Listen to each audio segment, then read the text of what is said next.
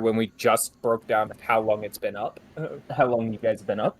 For your full and complete day so far, it is going on about 7 o'clock now. Um, you guys made it to Valaki during not last session, but the session before that. You guys made it in about an hour after sunrise. Following that, you guys ended up going to the Blue Water Inn, as suggested to you. You guys did see a few different odd characters during your time there. You guys explored the city a little bit as well while you were there. You guys went and met Danica at the Blue Water Inn, as well as Bill, who you guys hadn't seen since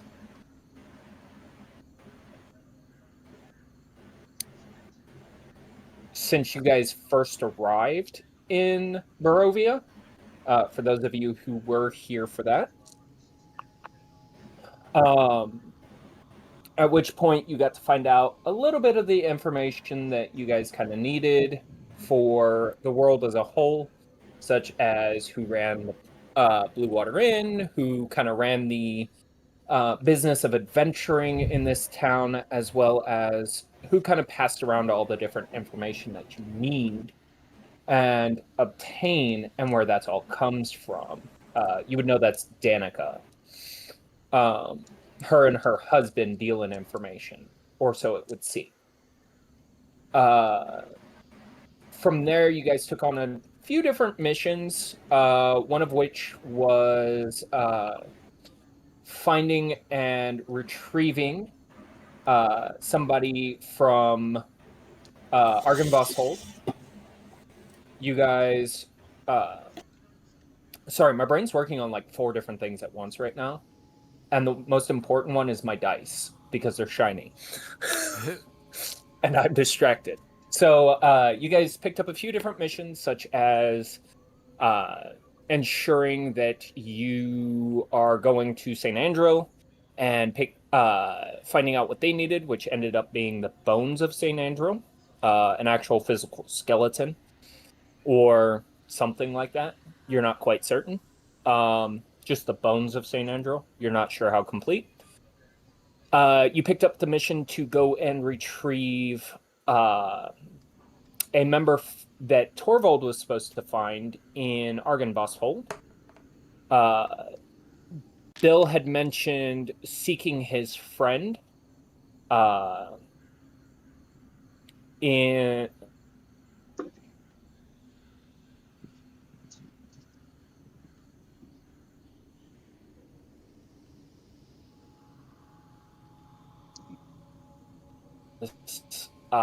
possible different missions that may orient themselves around like Zarovich and other things. You guys got to hear about a monster in the lake itself that was going to be dealt with by a different adventurer. But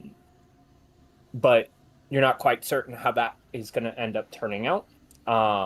You guys ended up leaving after talking to the Baroness, who recruited you to assassinate the Baron. And then blew you all up. At that, you guys ended up leaving. Craigjaw, pretty sure of where he was going, ran you guys into one of the Gitrog caves, which turned out not to be the Gitrog cave you needed to be at. But it did ensue with a very large fight that nearly got half of you killed. Almost all of you killed. I know some of you guys got real fucking close. Because you guys lit the area on fire, but also because this thing hit hard. Which is fun. You guys ended up completing that cave, getting a bunch of different loot, as well as retrieving Gaston's returning daggers, the returning daggers of greed and avarice. On top of that, you guys did end up finding the collapsed portion that might have led down to where you were supposed to be going, but it's collapsed and wasn't able to be dug through and was very rancid. Sven, are you going to be showing off your dice? Yeah, I'm just waiting for my first roll to add my other account. Okay. Then Craigjaw, knowing where the other cave was as well, ended up directing you guys that way. You guys ended up taking a short rest to kind of recover what you had entailed, what you had gotten for damage, at least. And in the process, you guys ended up meeting Strahd here at this camp. Okay, I do have everybody. In that process, you guys got told by Strahd that he was going to make you guys pay for jumping the gun, basically, for destroying one of his more powerful minions before he basically gave you permission to do so. But said that you would not be exacting the price yourselves. Instead, somebody else would pay for it. You're not certain what that means, but with the moral ambiguity of Strahd, that could be dangerous. In that process, Max was then retrieved by Boris, who sent his regards by Bill. Bill had sent him to pick up Max, entailing that he had a job for her to do.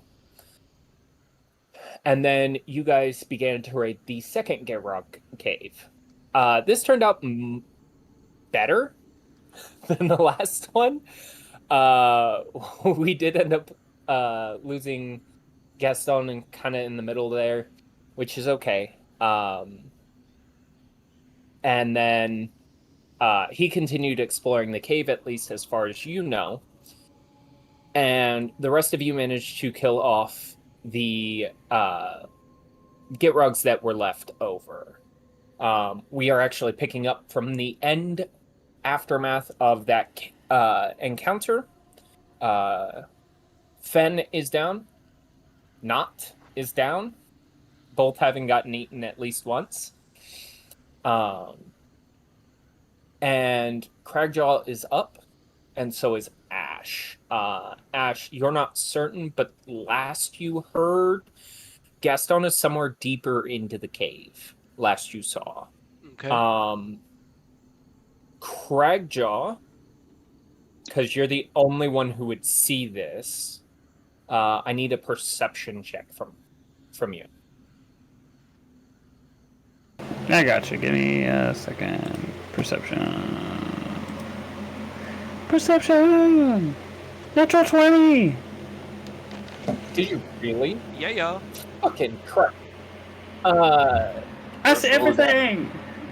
Yeah, so you, in the process, even in the aftermath, kind of with your heightened senses and everything going on, and still looking for danger and being aware of the forest itself, you do see two notable things. One of which is the crow that sits above the cave itself in one of the trees. And notably, it does seem to be looking back the way Boris and Max left. And they left from this direction. In that same turn, you also see Boris and Max coming up from the right side. You guys having just finished your battle,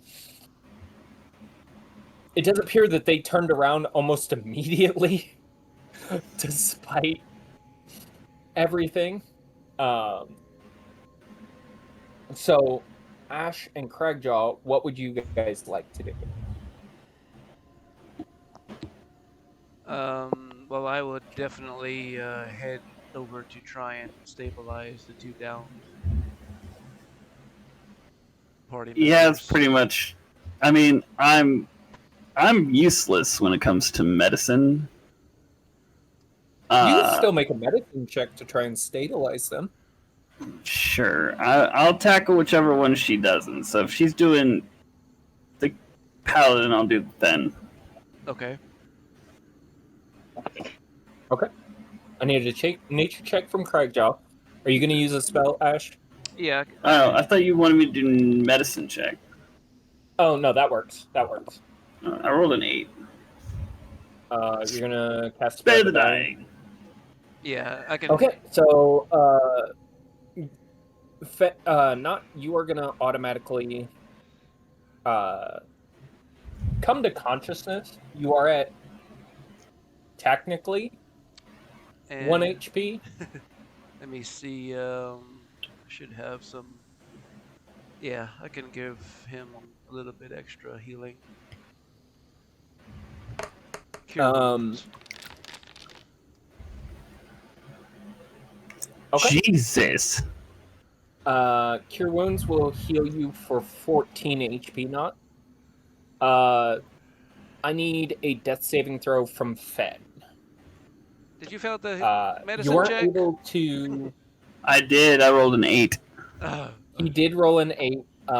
So you try, and unfortunately, your knowledge of physiology is more based off of animals and not humans. So you probably would have had a better chance at the tabaxi and not the human. Yeah, it was worth a shot. What do you got there for me, bud? Got a 5. A 5. So you do see him in the process of all that kind of get more pallid. Despite you trying, you just can't seem to stabilize him perfectly or at all. Cool. But in the process, Max and Boris have actually made it to you guys. Boris kind of seeing the condition you're in, everybody's in. Give me a moment, Max. I'm fixing your vision. I don't know why you only have 15 feet of vision. Thank you. I did spare the dying on Finry, and I'm about to do another cure wounds unless they stop me. Well, they Boris, take an action apiece, so you just give us a second to go through some stuff. Okay. Boris comes up to you guys, seeing that you guys are very worse for wear. Boris goes, "Oh, perfect time. I have assistance from Bill that I forgot to give you. This might help. Who here, Max? If you would be so kind. I'm sure they don't want me and my ilk attempting to help them in much ways." And he hands you a black satchel that appears to be full of glass vials.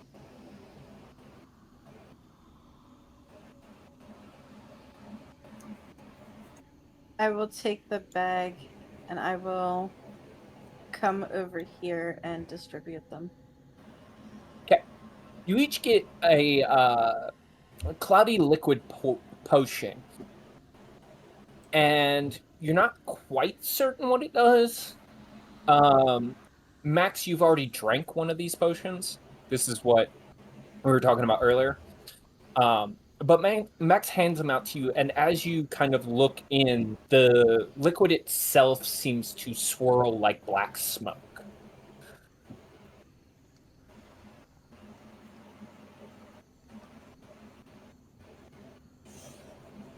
Cheerio and bottoms up. Downs up. Okay.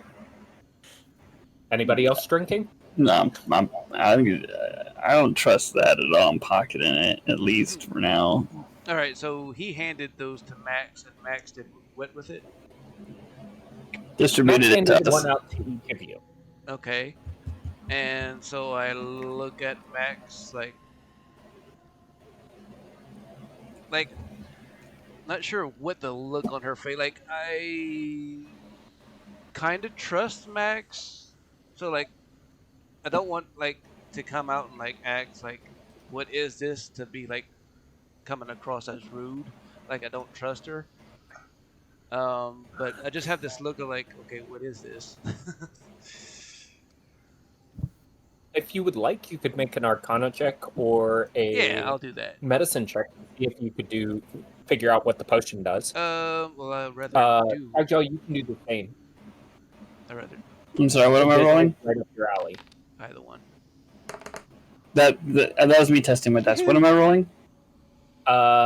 Either medicine or Arcana. 22 Arcana. They're the same to me. Oh, medicine's actually one higher. Okay. Nope. Natural 1. I don't know anything about it. It's a black inky goo. I'm not drinking it. It's squid ink. Actually, this does get you something. For a moment, as you kind of stare into the liquid, the liquid itself forms a skull that then breaks apart, as if disintegrating. Definitely not drinking that. Inherently, how about let me finish? Inherently, you know this is a trait of certain kinds of potions that will either revive people or there's one particular potion that it will just outright kill you. But the rest of the time you see something like this is typically high quality healing magic. Ash, as you kind of stare into this, you get a sense of revitalization from it. Whatever the magic surrounding this is, it's some kind of healing. Okay. And as you guys are contemplating this, I need another death saving throw from Fen, since nobody has fed one to him. And I need you to take a full long rest. I need had you to rolled a apply 17. You rolled a 17? Okay. You'll succeed your first one, so you have one fail, one success. But you guys see as Nott's wounds kind of heal up. There's no scarring, nothing like that. You see that he gets a little beleaguered, as if he wouldn't be able to take another one of these. But inherently, it seems to have healed his wounds and restored any magical traits he might have had. I am going over to Fen and just shoving his down his throat. Okay, yeah, Fen, you're gonna get the effects of a long rest. You're gonna come conscious. I need a wisdom saving throw from you, though. Oh, wisdom. Okay. What's in his mind? Okay. It's 16. Total of a 16? Yes. The rest of you guys see as he wakes up, his eyes go blood red. There's a brief aura of darkness surrounding him. And then his mind snaps back into place. And it's the same Fen that you have kind of known this entire time. Snaps in front of him. Watch my eye. How many fingers am I holding up? 6. How many are you? Whatever you were going to say, I was just going to say, yep, that's right, go. My immediate thought was 5. All right, I was holding up 5 fingers. There. Does this also restore Okay. hit dice that we used? Any spells, any daily stuff, you get the effects of a long rest. Okay.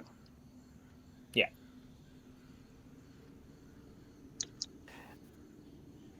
No, I don't use this language go. much often. What the fuck was that?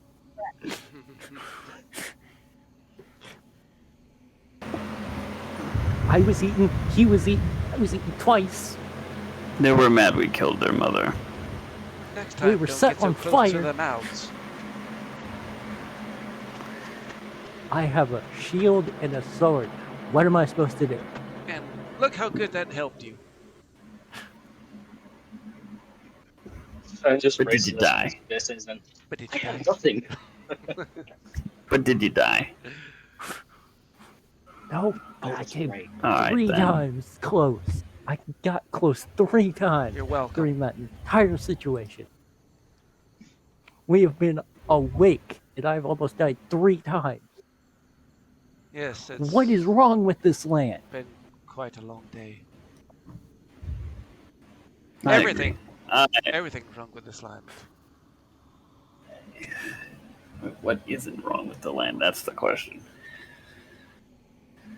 If the creature of the land is saying everything is wrong, then something is seriously wrong. Like, I'm not a druid or anything, but if he is saying something is wrong, something is seriously wrong, and then we had a dude that appeared in bats and said we did something out of order, what are we doing? We're not supposed Oh, to that's be right. here, technically. I don't think you've ever met Strahd yet, have you? No, I haven't. That was my first encounter with the man. Oh, congratulations. You survived. Barely. Not That's more everybody than some. does. Like, I could barely hear the man through my unconsciousness. Yeah. Quit your complaining. I think Craigjaw's gonna kind of huddle, like crawl, like not crawl. Oh God! Whoa! Hey, what was that? I'm back. You're Down to connected. the wow wow. No, I don't want to click. There we go. I'm gonna kind of get around the corpses to get Rog into the mouth of the cave, lean up against the wall, and start trying to rest. He's tired. You did see that the potions had a visible positive effect again on the others. Like, That's you great. watched their wounds heal, I know. their magic recover, things like that. I'm also aware that as of right now, we're not in any immediate danger, and that potion could be used very helpful a lot later. Can I kind of gauge how well Fenry is now? No, he seems to be in perfect health. Okay.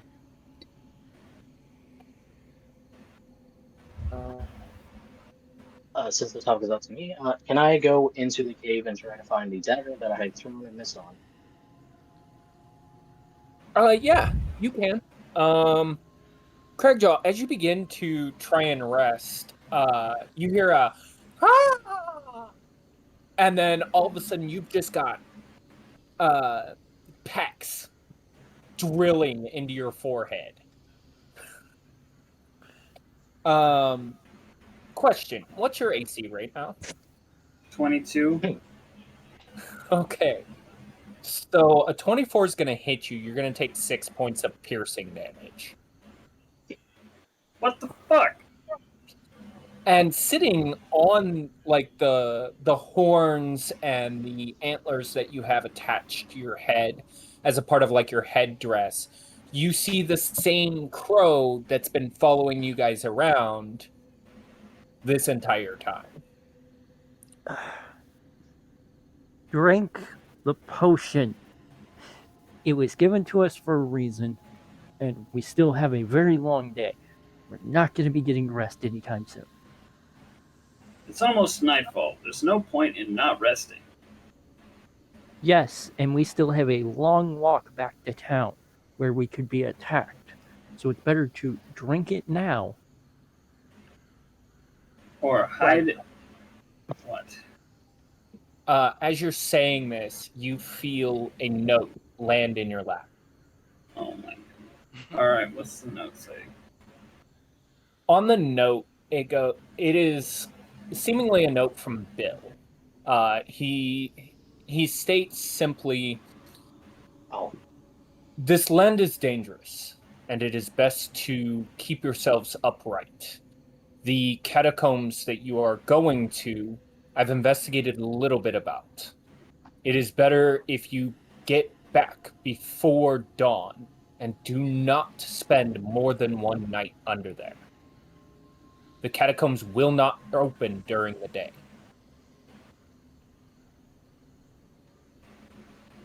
Okay. We don't know what horrors are out during night. So I want to do it quickly, so I need you at top health. Please, drink it. Hey, you're the one currently acting as my meat shield, so now that you're in full health, I think I'm fine. No, I'm kidding. I'm gonna drink the potion, I suppose.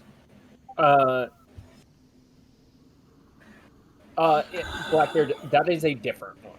Okay. Blackbeard, are you going to drink the potion now that you're seeing that? Like, you're getting stink eyes from this crow, too. Like this crow's ready to come after you next. Like I'm one of the ones that like I don't really need it at the moment. So like it would be more useful maybe to wait to use it later. So Do you say anything about that? I will thank Max for the potion and go to pocket it in my backpack. Okay.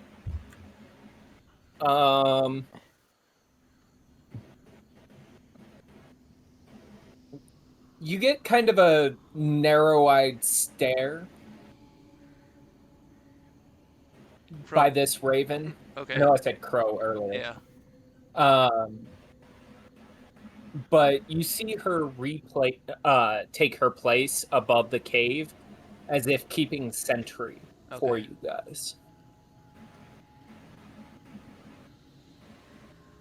How is not still looking so-ish? Huh? Not only has like 14 HP, correct? No. When he drank the potion, he drank it? his wound Okay. healed up. I didn't hear The who all actually burn drank. and whatnot from the acid. Okay. That all cleared up. Even like his armor, which is typically like when you take damage like that, it typically burns through the armor. You see it seemingly has regenerated a portion of the metal itself. It does still look brittle, where it might need some like blacksmithing repair, but it seems to have had like an auric effect so that the armor itself isn't lackluster, so to speak. Okay. And the same thing has happened to Cragjaw as well. Okay. So everybody's looking pretty good. Yeah. Okay. Seeing the note dropped to Craigjaw sends a little reminder to my knowledge that of the note that was given to me as well, but I had put it in my pocket. Do you remember who gave you that one? Because I'm keeping track of like 7 notes that you guys have in the world. Boris gave it to me as he was taking Max away. Okay. So the contents of the letter state simply, amongst Crest's random people, and he does say random people, there are a group of shadow druids. Be wary, for the Fae watch all who deny Strahd himself. And you notice at the bottom, it is not signed with Bill. It's not signed with anything that would resemble Bill's signature. You've seen him kind of writing a little bit, and you can see the letter from where Cragjaw's sitting, and his letter seems to be signed Bill. The lettering between the two, while they are similar, you do notice that this one is signed with just a symbol. And can I recognize or do a check to recognize the symbol? You don't recognize the order the symbol belongs to, but it is a feather sitting upon a pile of bones. Okay.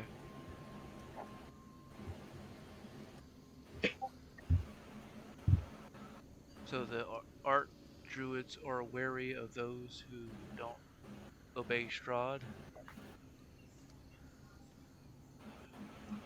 Uh, fucking, you have a perfect person to ask. I was just Boris is still standing right there. He never left. Oh god. wait. You said Bill? Boris. Oh, Boris is standing right there. He mentioned Boris did mention being Bill's right-hand man. mm-hmm. Um. So okay, she will go and check with him about what is this note supposed to mean. I need a perception check from Fen. I know you were looking for your dagger. Yep. Okay. 7? That's a 6. Uh, 6. Cragjaw, can you move him up to about here? Fen? Yeah. You don't see your dagger anywhere. It doesn't appear to be anywhere. At least as far as you can tell. Sorry. Boris kind of sees you approach and kind of holds up his hand and goes, "Yes? How may I help you?" What exactly is this letter mean? I do not know. I do not know the contents. I'm just delivering. Perhaps you could tell me, or perhaps ask a more specific question? And she will hold out the letter for him to read it. Oh, no.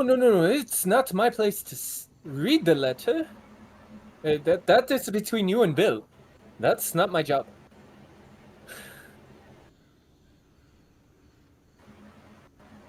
Okay, whatever. You do see him get kind of embarrassed, though. Like, he seems uncertain of something.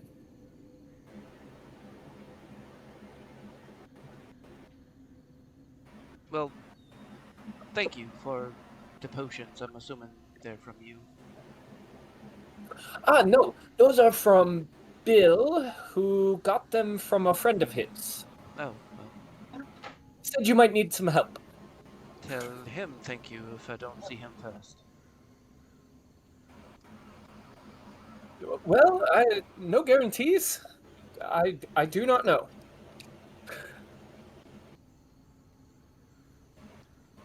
All right. Did you have a question? Maybe I could be of some more help? Apparently not. Oh, okay. Max, I can wait to take you with me.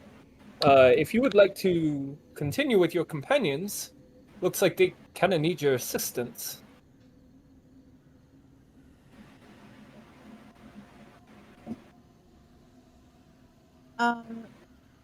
He will hear in the back of his mind, to meet me by the end of the day tomorrow.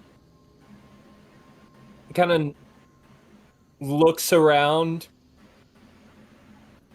and goes, "Yes, creepy voice. Got it." At which point he's gonna shift into a werewolf because that didn't make him comfortable, and take off.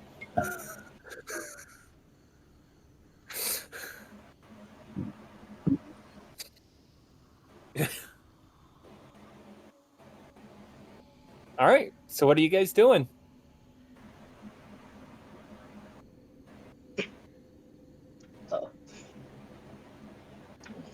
Coming, Maxie?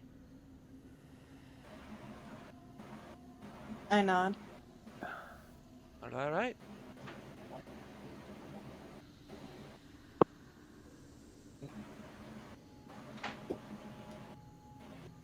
All right. So As you guys begin to get into the base, into the cave itself, I need perception checks from everybody.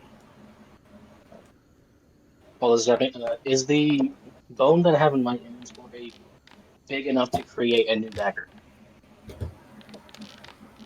The what? The bone that I have in my inventory, would that be big enough to make a new dagger, or is it too small? Also, I got 19. The bone of what? Uh, remember at the last time we was at a camp while I was here, I woke up to bones around me and I decided I wanted to pick one of them up. Yes, but it's not something you would be able to do right now. It would Fair take time. Just one clarification. Yeah. I am going to use a and point yet- in lucky. In my Jesus roll. Christ, Max! I forgot you do this shit. Okay. The second Nah, roll is You already lucky. rolled your perception check. Yeah, I'm using a point in lucky to re-roll it. Okay. I don't know why. But that works. I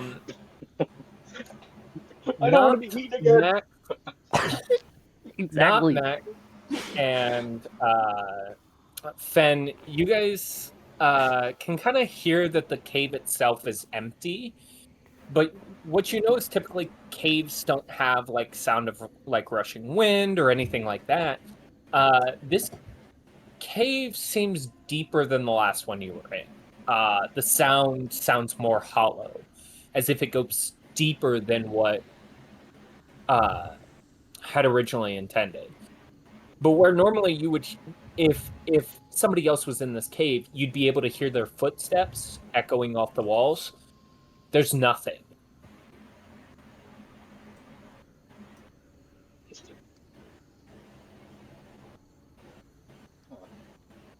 Then you do also see your dagger in the acid, like over here, in the toad oil. Okay. Well, he is going to pick that up. Okay. You guys have free reign to move as you wish. Not me. That includes you, Max. So, go ahead. Tell him that does mean you're going to have to move Fen for you.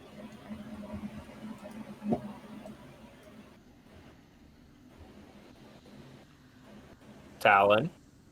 He's What? doing it. There you go. Sorry, I wasn't hearing you, so usually you would respond. No, the phone said that was for you. You do end up picking up your dagger on the way through. Ash, I need a perception check from you. Okay. Because you're kind of the only one that knows Hey. that. Jesus Christ. Fucking hell. You can see the footprints that you're looking for. In regards to Gaston, this is a very good companion of yours. You've seen him do shit like this before, where he's just up and disappeared and walked off using like magical spells like invisibility and whatnot. And the one time you got to have a Pink Panther moment where he had music playing for as long as he was invisible. And that kind of gives you the ability, like, you're very familiar with this. You see his footsteps walking off in the distance, and in that distance, you do see the glint of what appears to be some kind of metallic object further into the cave, Okay. going this way. I think he went this way.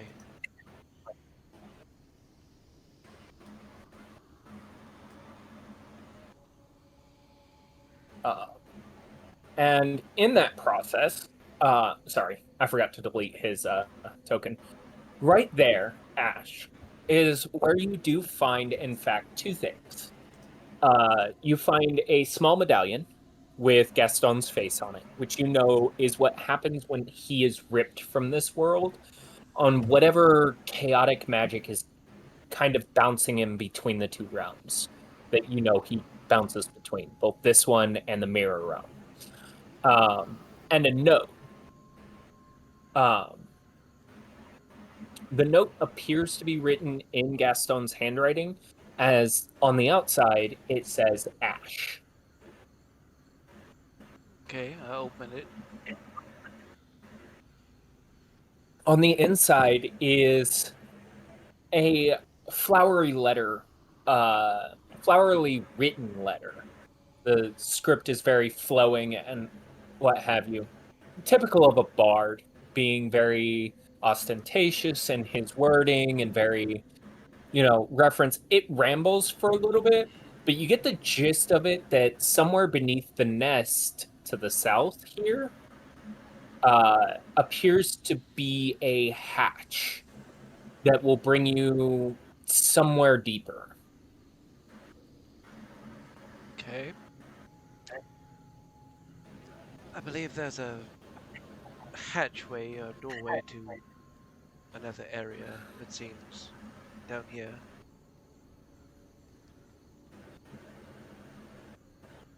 You guys do see this small pile of gold Oh, and trinkets. Okay, I wasn't gonna assume that That is there. it was actually there. Yes, that is there. Searching. You'll need to roll an investigation check if you want to see what's going on there. Investigation? Yep. Natural 20, baby.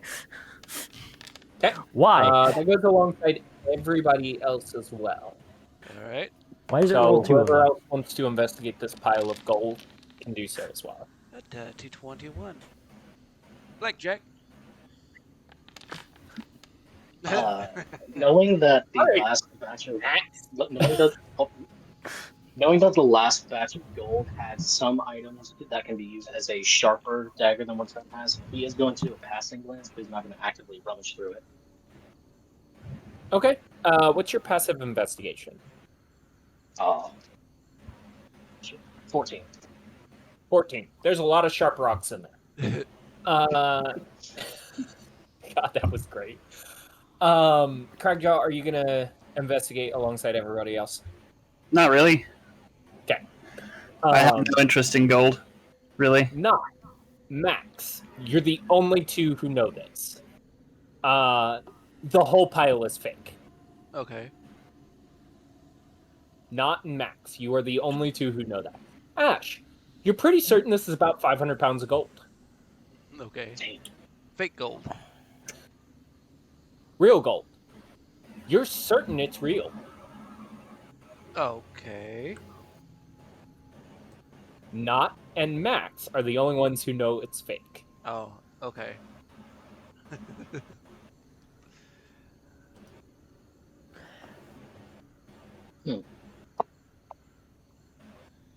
There does appear to be like lower quality weapons in there.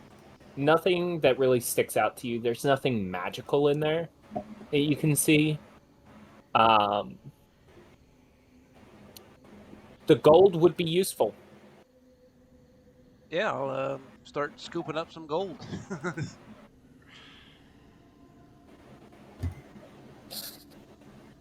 Not Max. This is a perfect opportunity to say something. I'm going I'd- over to Ash and I'm smacking it out of her hand. What are you doing? It's not real gold. Not real. It's fake. How do you know? I've been around a lot of fake gold before. Its weight's off. The faces on it don't look right. If you take a really good look at it, you can tell.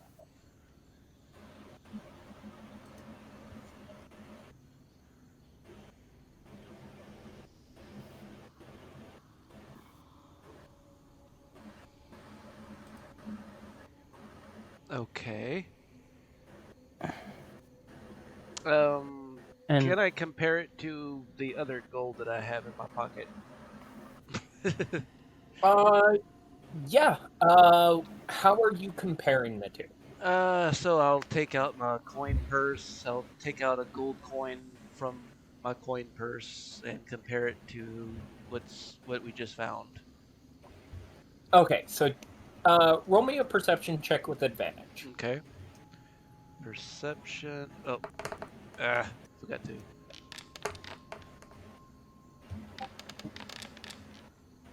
All right, 24. 24.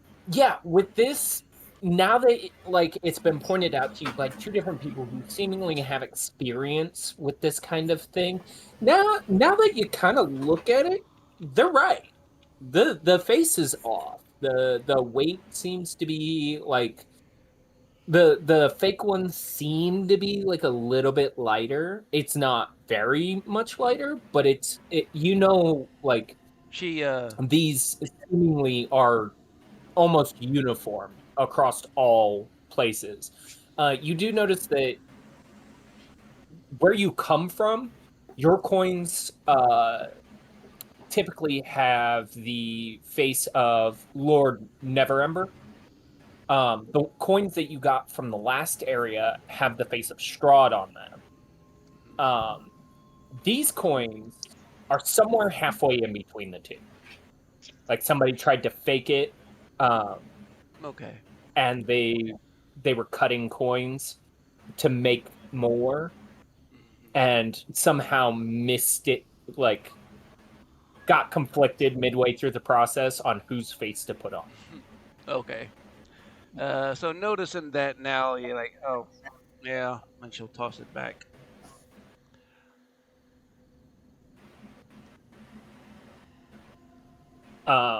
Fen, you're one of those people, you don't do smithing or anything.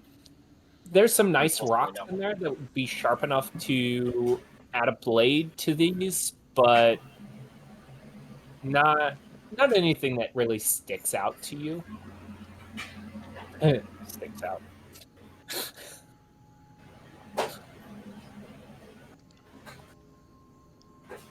I don't have a spare bag, do I? Okay. What are you guys gonna do from here? Anybody got a spare bag? You do not have a spare bag. No. Shit. I am gonna pocket 100 of those fake golds. Okay. Not. I'm gonna send you a message.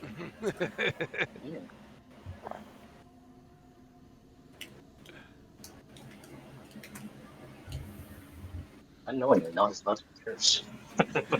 Beware the cursed gold.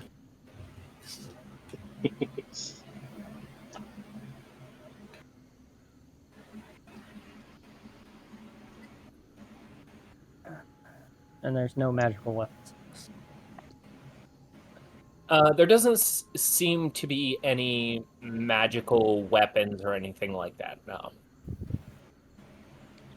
Yeah, like Ash very briefly had thought about that, maybe what he's thinking, like, taking a few to maybe kind of see if she could pass it off, like some commoners, that they may come across to try and bribe or something. So, but she's not that type of person, so she's like, nah, not worried about it.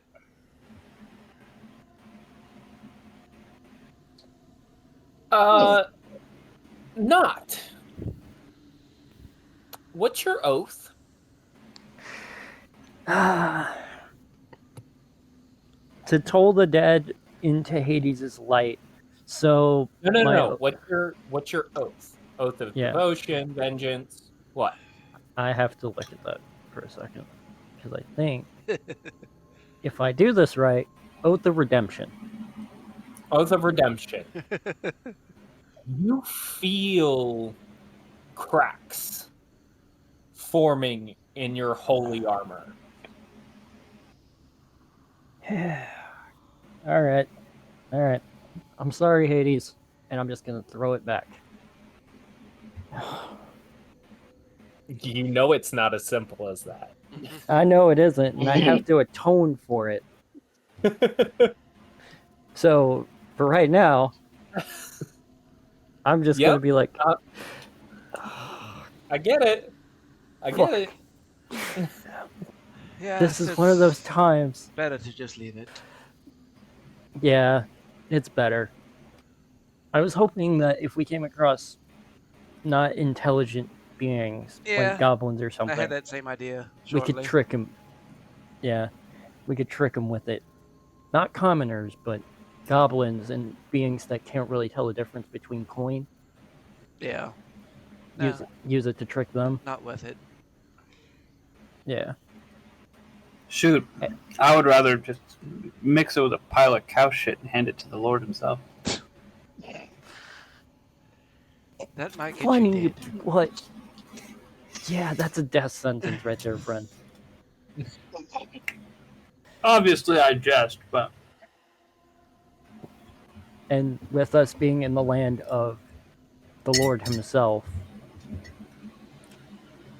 a death sentence in the House of Strahd is probably one of the worst sentences you can get. Because I don't feel like he lets you down easy with a death sentence. Oh, you juvenile. There are things in this land far worse than death. Hey, Cragjaw. Yeah. History check. Uh-oh. What do I remember?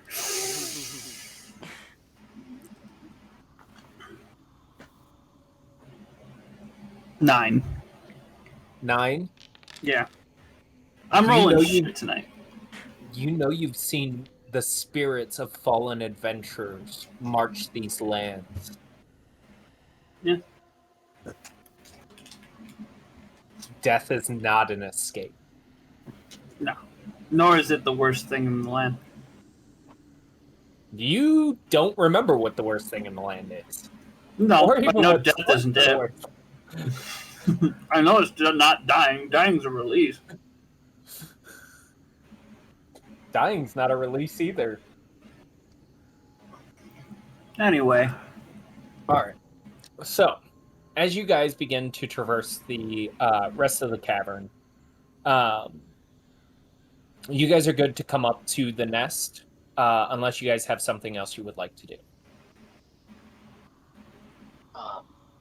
As the others are walking away, Fenn's gonna stay back a little and pocket one of those coins because he's confused as why they picked that up and then dropped it almost immediately. I need a wisdom saving throw. Oh. He's not gonna say anything. He's just gonna secretly pocket it. Yeah. Okay. It's an 8. Okay. I'm going to send you a message. Okay.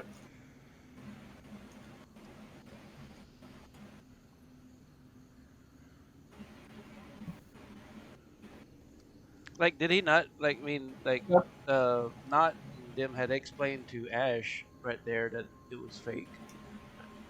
Yeah, but he's still pocketing it to do the thing you guys are talking about, like convincing people it's real. No, so he can figure out the difference, and because he's confused as why they still put it down even after picking it up. Well, that was because it was fake.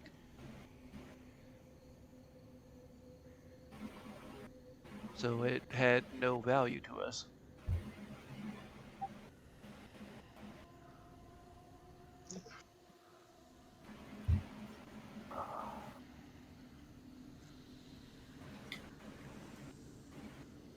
Alright. But that's all I'm gonna do, and then Fenn goes to join us.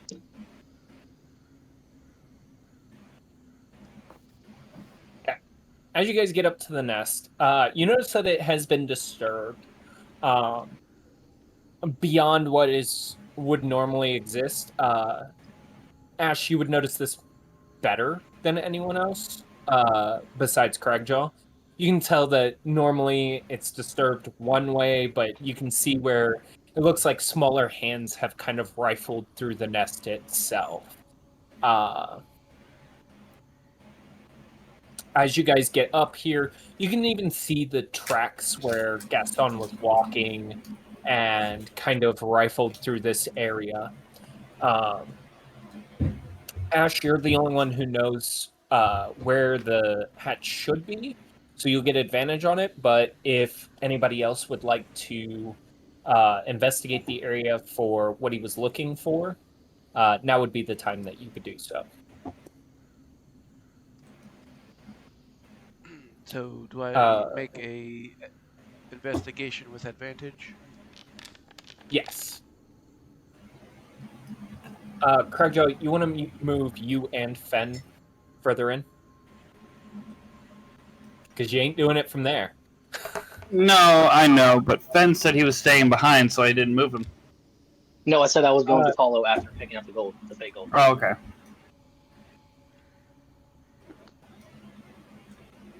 Okay, so I got a 14, a 21.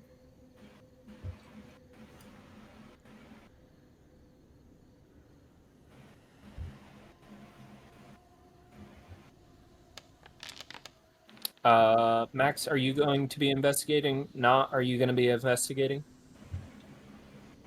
You said that right as she did. I thought I had. I guess it didn't want to go through. So. Okay. Why is it double doing that? I think it was playing catch up. Okay.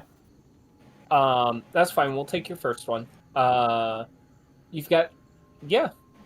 Collectively between basically Ash and Not, you guys manage to shift enough of it. You can find what appears to be a large old wooden trap door that seems to be used as kind of a service entrance to these catacombs. Ah, I found it.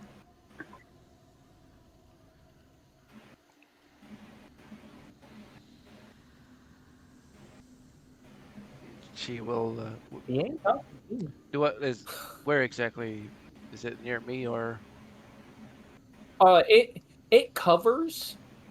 Let's see if I can pull it. Oh God, that is a circle, not a square.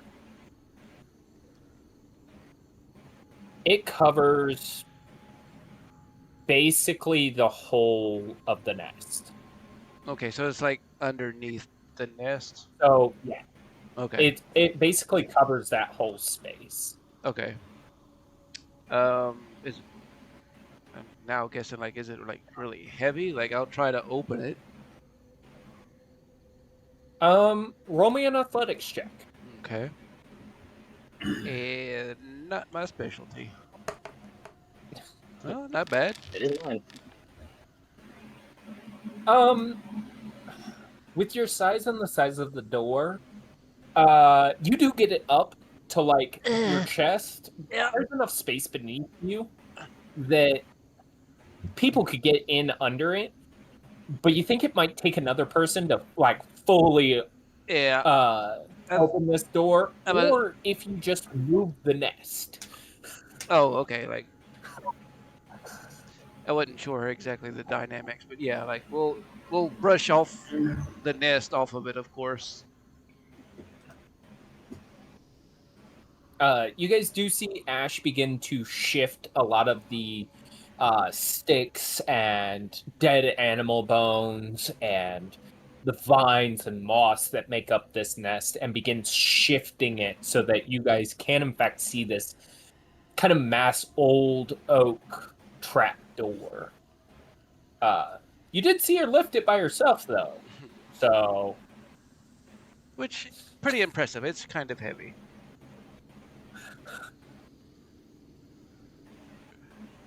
So yeah, we'll knock off the nest a little bit, and I'll go to start pulling it up again. okay. Make me an athletics check. All right. Can I help with that? Anybody gonna help her? I'm That's gonna what I help. just said. I'm helping. I think it's interesting that one of the stronger guys in the room is just like standing there, like watching everything happen instead of people asking for help. Yeah. It looks like not Max. Fen offered to help as well. Yes. Or still, it's 20. Maybe. I was gonna say if this roll Yeah. comes up shittier than when the nest was on it, that's gonna be funny. What do you got for me, Fen? Oh, natural 20. Yeah. Okay. Well, everybody seems to be like shifting it pretty well. All of a sudden, Fen gets his hand under it, and kind of like a table, just flips it up. Okay, don't piss you off. Got it. The way down isn't steps. It's not even a ladder. It's a slope. It seems beveled in such a way that you could, in theory, climb back up if you took the time to climb back up the right way.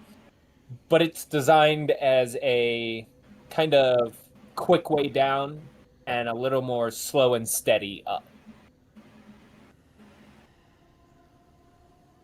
Okay.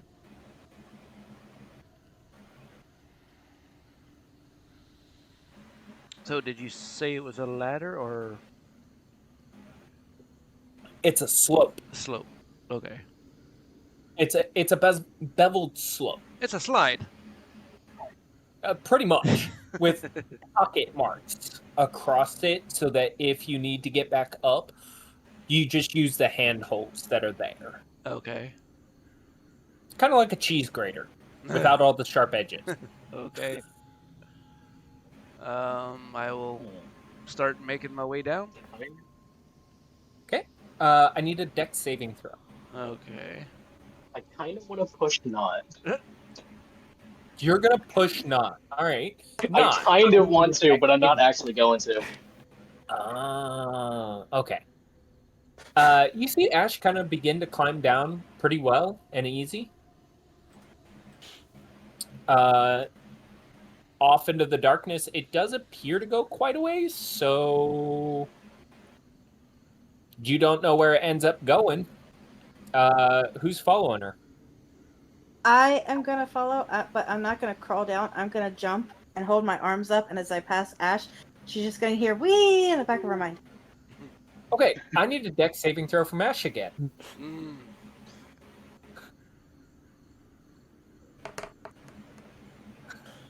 15. 15. Yeah, I would say that's good enough. You kind of just shift a little bit instinctually as Max goes flying past you. She kind of like sighs and rolls her eyes a little bit. Ah, finally, someone with spirit. And I jump in after it too. Oh, I just God. kind of Hulk jump it down. Incoming. Ash, I need a dex saving throw. Disadvantage. Sorry. Okay. Well. I'm a lot bigger than Max Yeah. is. Yeah. Oh, God. 10. 10. Hey, how much do you weigh? Craigjaw? Oh, you know, I have actually no fucking clue. I'm sure I could calculate it. Give me a second. How much How did Hulk to- Hogan weigh? Sweet Jesus. I think you said you was around 350 when we was in conversation about weight between my character and your character a while ago. Base Over height. 200 pounds or over 400? Roll. With all your stuff on you. I think I'm at least Oh. over 3. Okay, you're over You're going to 3. be knocked out. Means I need to prep for Furbolgs weigh between 240 and 300 pounds. Okay. I think we settled on 3 because I'm like the biggest I can be. Well, I meant For with my like your race. pack and everything as well. Oh, my pack? Oh, God. Inventory. I'm actually only carrying 35 pounds of shit. Okay, so Ash, you're gonna get plowed into by Roughly Crabjaw. 350 pounds. Lose your grip. You are on top of him now, but in the process, because he's like covered in bones and furs and shit like that, Right there, Krampus. you're gonna take 17 points of piercing. Jesus.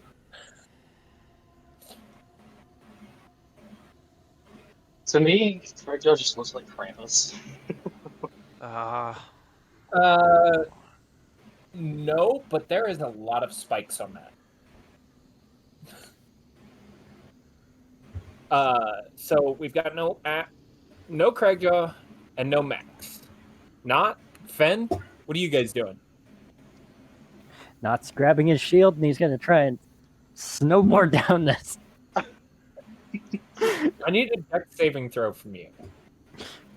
This is either gonna Fen is be just really dumb or really smart.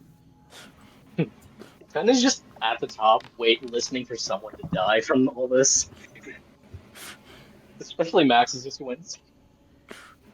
Oh yeah, you managed to slide pretty nicely. It takes a few moments. You would say it would take about 30 seconds to get to the bottom. Before you hear the first crash.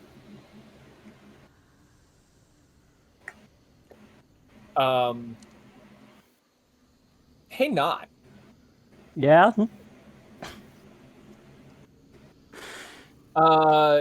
You're gonna take 12 points of bludgeoning damage as you land into the next wall.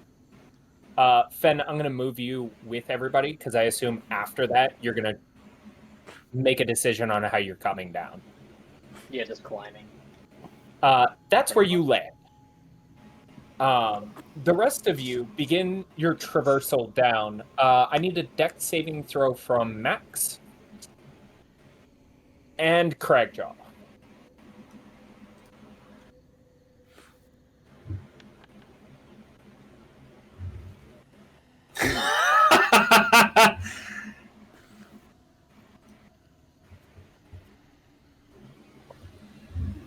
Let's see if it'll go through. Oh, hold up. No, I didn't. Damn it.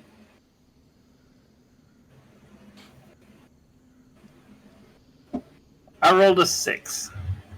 6. It didn't go through the system, but I rolled a 6.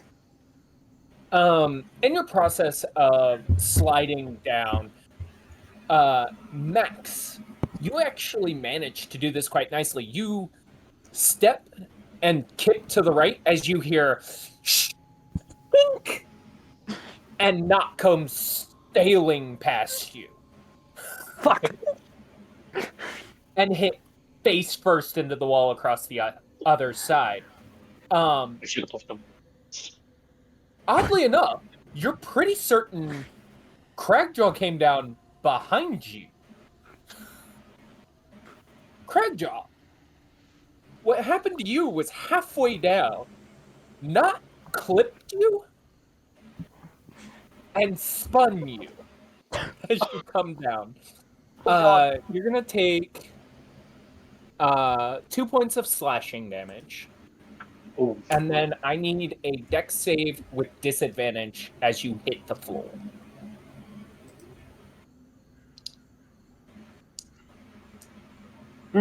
Hey, you know what? It's still better than what I did before. I rolled a 9. 9. You are going to take... Wait, it says 17. That's not right.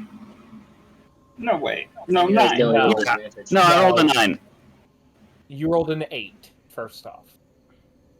It was a 9 and a 4. Yeah, you're right. 8. Plus 4, 8.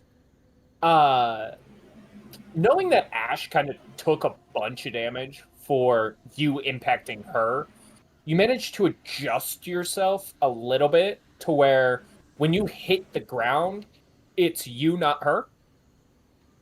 Good. She manages to clear it. But you kind of sidle about 10 feet into the ground. Or into the grounds themselves. And you will take 11 points of bludgeoning damage. Okay, I'm still triple digits, so that's fine. Fen, at the top of this chute, you heard Not crash in. After that, you kind of hear a muffled thump and the sound of bones scraping against stone. And that's it.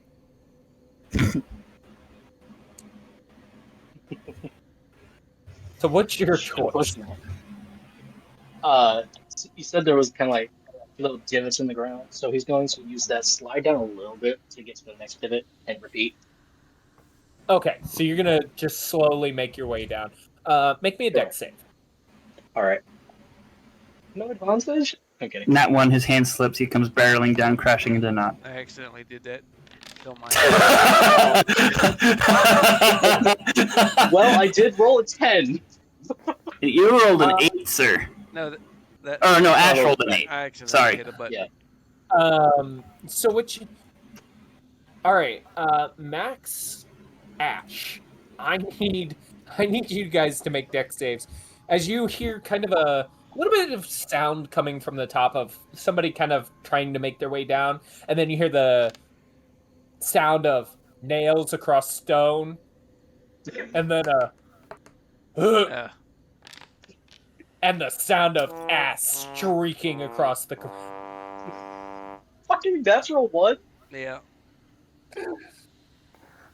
Oh, Ah, God. great. Ash, instinctually, both you and Max jump out of the way. Max, you successfully jump out of the way. You clear it. Fen is flying down. Ash, you jump towards the sound. Your instinct said one way and your feet jumped the other. I need... No, because you'll fail that, because you failed the first one. Fen, you will take 7 points of bludgeoning damage. Ash, you will take half that, so you will take 3. As you two kind of just barrel into each other. You do manage to stop his momentum, though, so he didn't crash into Not.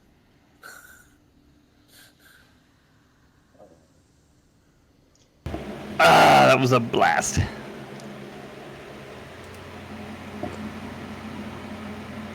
What's If I in taste this blood, I taste blood. So in this room, I'm trying to think of what you guys can see. You see 2 sconces. It does have fire burning in them.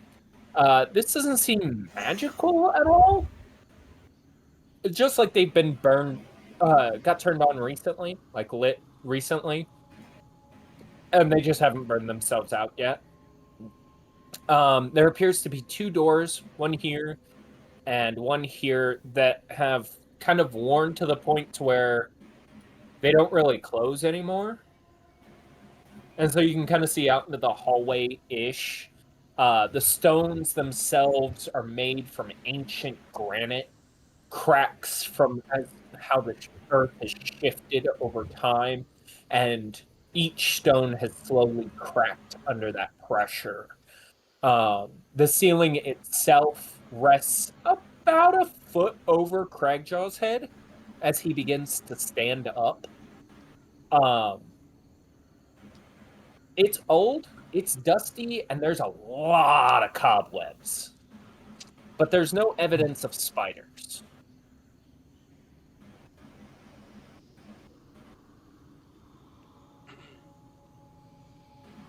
I did not want to move.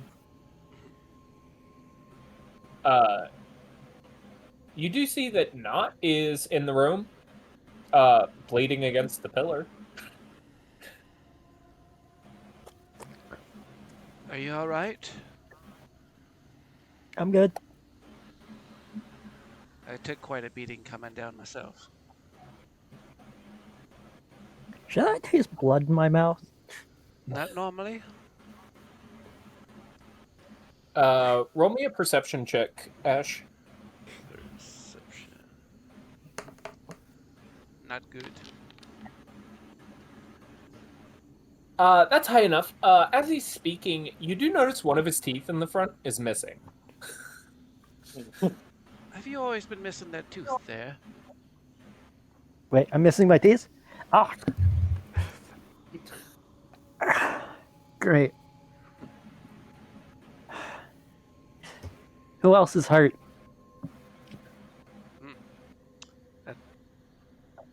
Me? A little bit. Anybody else? No, Well, No, wisdom. I think I was the I'm okay. sponge cushion for everybody's fall.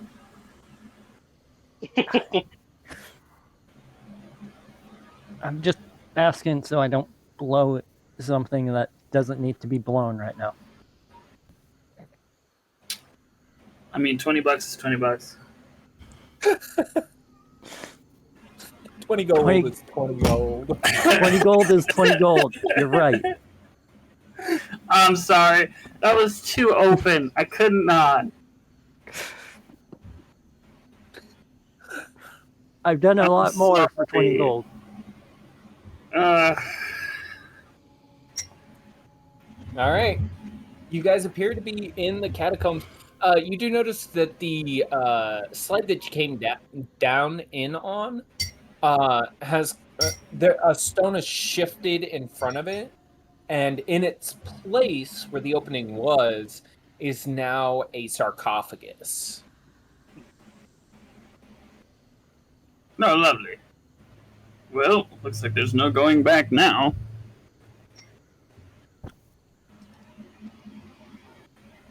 Well, I mean, I cast first level cure wounds on myself. I think I will do the same. I just brush the dirt off my shoulder.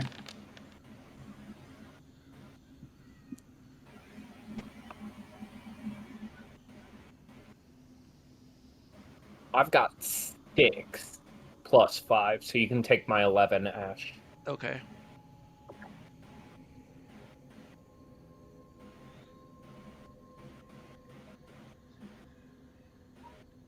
All right. As you guys begin to prepare, would you guys like to do anything in this room itself? What are we looking for again? Bones still? You just need to spend just an honesty if you ask, Ash.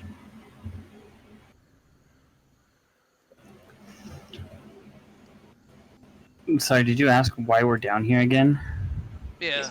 Like, are we still looking for these bones? Oh, yeah. We're looking for the, quote, like, blessed bones of some dead priest. Yeah, that's right.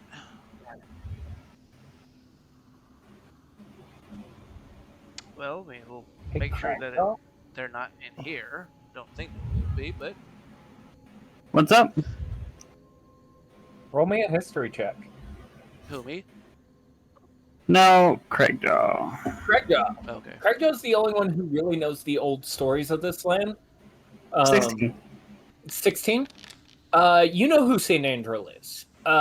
He used to be a priest of Lathander about 300 years ago, give or take. You know that he was more of an animal person, which is why you know of him. And less of a people person. He didn't do a lot of priestly things in interacting with the community. He was more about protecting the land itself.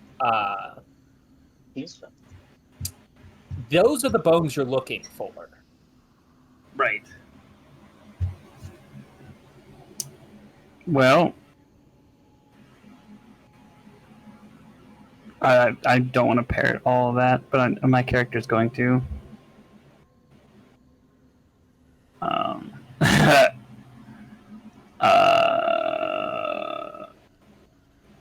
But yeah, so I tell them about how long ago it was and a little bit about him, I guess.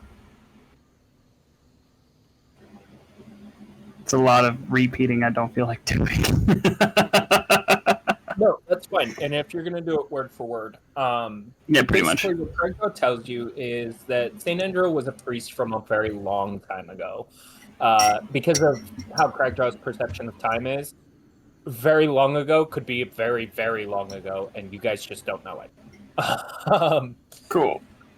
I'm down And for that. so typically he was a priest of the land itself and not of like the cities and whatnot. You would know that a city priest is more about interacting with the people and giving to the poor and whatnot, Collecting whereas tithes. the priest of the land is more about roaming the land and healing the land itself, helping to protect it from like evils and whatnot. Typically, people who reach sainthood in this degree are far more powerful individuals.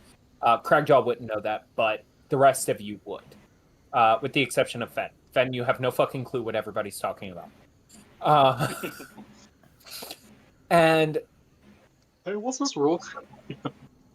whoever this Saint Andrew was, he became a saint through these good deeds.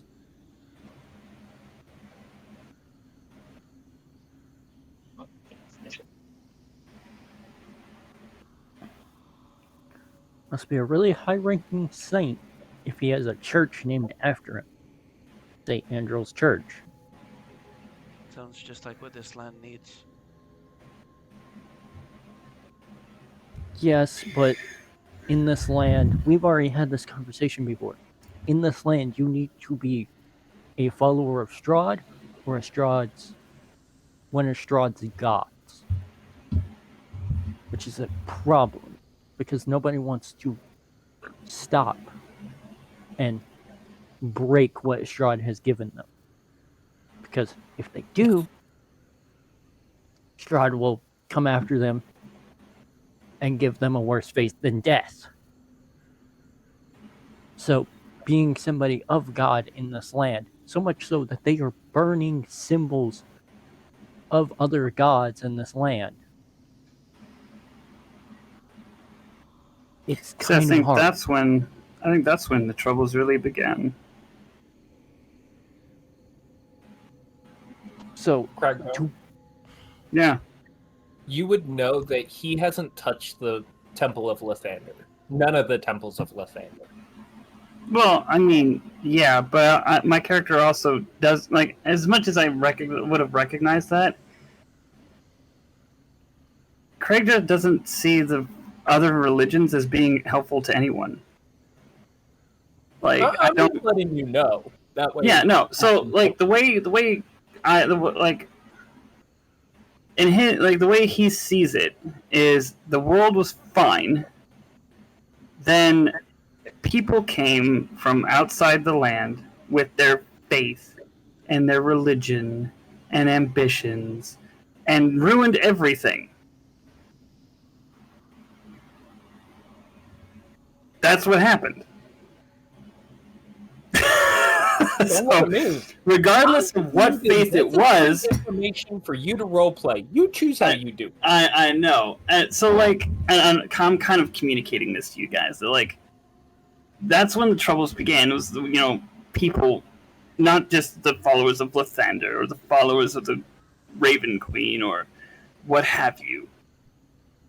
Followers of gods and their moral standings and ambitions are what came to this land and ruined everything. It wasn't just Strahd. Strahd played a major hand in it. Yes, but in a land that is filled with death, the people need something to believe in. Because Why? if they have nothing to believe in, they are just giving in to the fear that Strahd gives them. It's not, hey, we're people now. No, we're slaves to whatever Strahd wills. And we're just his playthings at this point. And the people have accepted that. We've entered this land and we've become his playthings too. He has specifically said we've taken a piece out of this game. He doesn't see us as people anymore. He sees us as playthings. He's an old man that's grown bored. Yes. And it will forever be that way. So either we figure out how to stop this deathless land that we're in, or we get rid of Strahd. But to get rid of Strahd, there's probably 1,000 other things that we have to do. Because that man has magic that I've never seen before. Never heard of before. I'm a paladin. I've read about ancient magic from the gods, but he's got something entirely different. And yet you're the one that's afraid. Yes, Because in a land where gods can't communicate to us, we have one person that has the power of gods. And that is Strahd right now. See, I think it's interesting you talk about how like we have to have something to believe in. Well, I don't. And that's And really I'm not smart. afraid. But it's the people that need something, not us. The people within these lands need something. They may have Lathander. The people of this land flock to Lathander because Strahd can't seem to touch Lathander. And that's That's really it. good. That means within those walls, we can have private conversations without the listening ears of him. That is not necessarily true. Maybe not, but it's the best we have to work off of. We also have Boros and But how would your god, what was his name, Hades, feel about you hiding in the church of the god of the sun like a coward? he would see it as trying to make a strategy. Hades has been a war god before. Hey, not. Make me a religion check. God damn it. We're talking religion here. Craig has opinions about religion, my guy. Hey, you rolled high. Not. You know for a fact the sun does not reach the underworld. Yeah. The sun has no place in the underworld. And to be protected by the sun as a follower of death is not okay. Great. Maybe not. Okay. But we need somewhere to congregate without the listening ears. Maybe we trust Bill and we work with him. But it's not always going to work. Because we're playing with chess pieces that Strahd can listen to. And I don't know what we got. But right now, we need to be careful of what we do. Because I was eaten 3 times. Fen was eaten 3 times. And I don't know what Ash has gone through. But I'm pretty sure Ash has gotten close to death with her old group. So we need to be careful in these lands. We need not speak of confidence. But we need to be wary of what listens and what lurks in the darkness. Yes, death hides in that darkness. But when a creature of the night, a creature that is of bats and smells of blood, is hiding within it too, we cannot step lightly.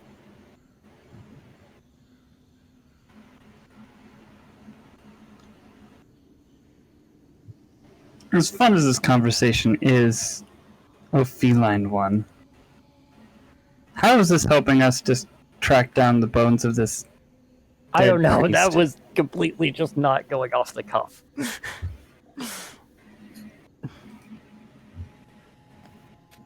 Right, well, it's been quite a long day. Let's try to find these bones and get out of here. Okay. Investigation checks for the room you're in. Ash is going to hear in the back of her mind if there is anything liquid in the room. If there is anything liquid in the room. Mm-hmm. I can't see, so I want to light a tinderbox, but I don't want to set people on fire again. Oh. Here, for someone, there is lights in the room. There's torches on either corner here. Sorry. I got a picture token. For some odd reason, it adjusted your vision. The only thing you can't see is deeper into the hallways and whatnot, because the doors The doors do give you some access to vision, and you can see torches lit further in, but like you can't see down the hallway and whatnot. I'm gonna come over to the torches and grab it off the wall. Okay. Um.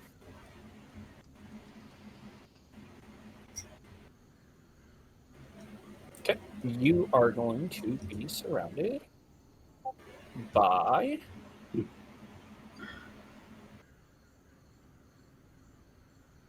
Okay. There you go. You get 20 feet of light as it goes. Thank you.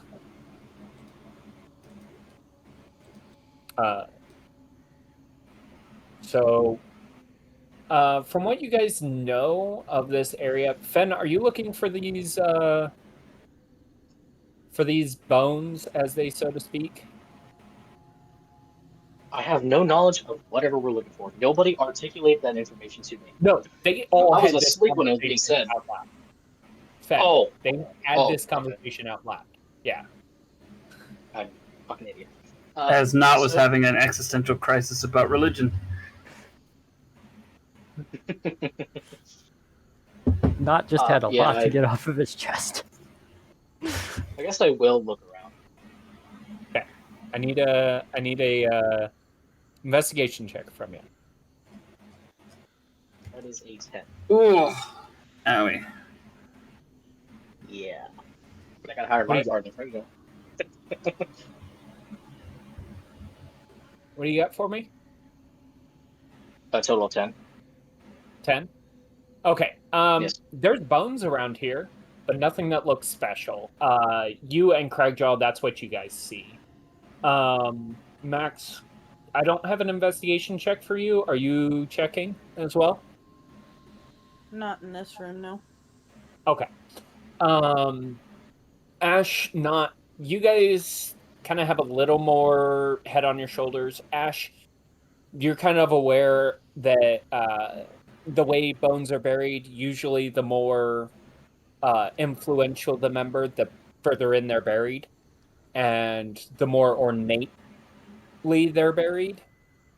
Not you kind of have a good grasp on that as well. There doesn't appear to be any bones here that are particularly special, and nothing that seems overtly holy in this area.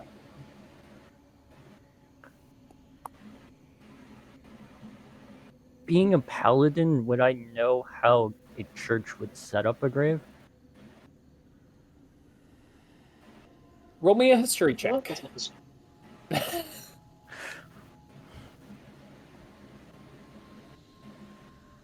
17? Yeah. Kind of. You are new to the clergy, as you have a different past than most clergy members. And this is kind of where your history has a little harder time having knowledge of. And this is not set up how a typical catacombs would be. Usually you'd enter in through a mausoleum and then go deeper into the mausoleum and go down into a catacombs, which would be a set of stairs leading off of the church, and then it'd go deeper. This is not that case. You're not quite certain how this is set up. Well, glad to know my knowledge doesn't help here. Yeah, go ahead.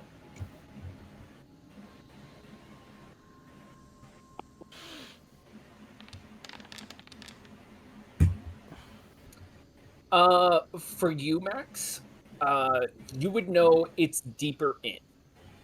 Typically, the closer you get to a church is as close as the best bones are buried, as in the most important people are. And sometimes you know that they are protected by heavy enchantments that would prevent them from becoming undead.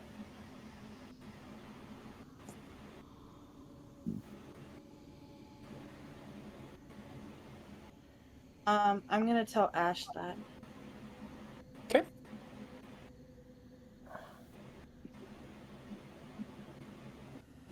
Ash, are you going to do anything with that information? What was that again? So the information that Max gave you telepathically is that the bones will be dispersed further in, as in buried further in. They will also be towards the closest point to the church that they originated from. They naturally draw that direction. It's how they better protect themselves. Okay. And then they are also typically protected by enchantments that prevent them from becoming undead. Okay.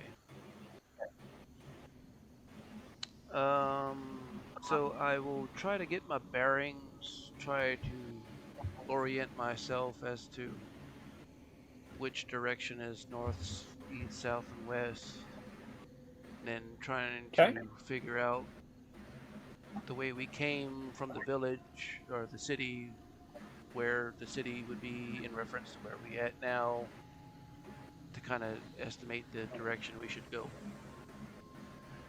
Okay. Trying to think of what your background is. What is your background? I mean, druid. No. The actual background for your character. Well, it's the Witherbloom student. Okay. Go ahead and do me a favor. Roll your survival check with advantage. Okay, survival. Advantage. 23. Sorry. 31 I get. How did I get to 31? I don't know, Like, but I see what you mean. oh, 15 plus 8, 23. Yeah.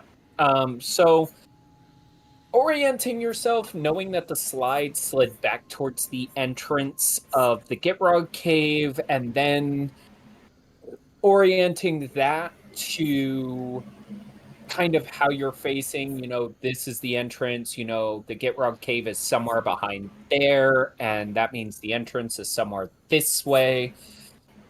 Your best guess is in accordance to the map, so oriented to the map.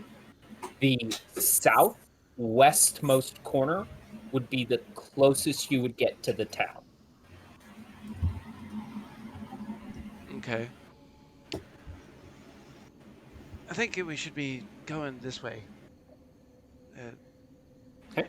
You all have free range. For those of you with dark vision, you guys see everything kind of in black and white as you pass entrances, but everywhere else it is almost completely black. Is everybody if able you to can see all right? If you're following Max, yes. I mean, Somebody grab Ben. Yeah, he's kind of right behind Max. Yeah, right there. Those of you within the spaces around Max, you guys will be able to see your full feet. Other than that, unless you pass a doorway that has a light in it, that would be like these here. does anyone need a torch or anything?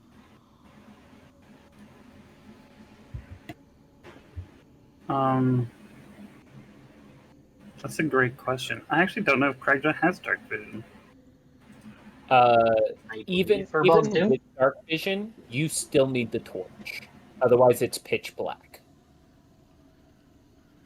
Well, I have torches and I can see, so I can.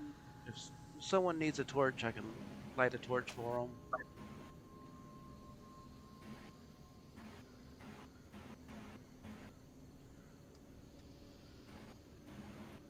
Okay.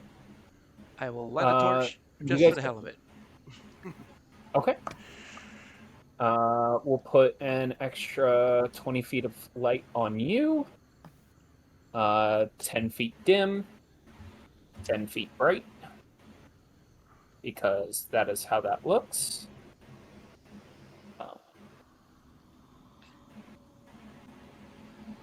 Okay. There you go. And she will kind of explain the bones should be somewhere down here. closest to Valaki in a sort of way. Valaki is southwest of where we were, so we should be heading southwesterly direction. You guys have free reign. You guys are good to move up towards the door. You guys get the sense that Ash means somewhere this direction. I need Fen moved. Cragjaw. Yeah, wherever Ash goes or Max On goes, it. Fen goes. You gotta move yourself too. Not. Pause. All right. I'm gonna move you back there. As you all kind of get up to this first big door, this door stands from floor to ceiling. It is seemingly unlocked. You see that the corridor further down kind of goes further down. You're not certain if it dead ends there, but it does seem to back up against a wall further down here. I need wisdom saving throws from everybody.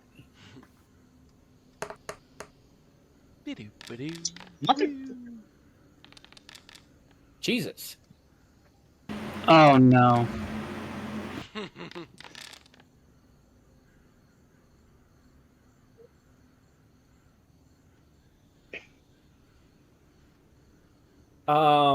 What do you got, Fen?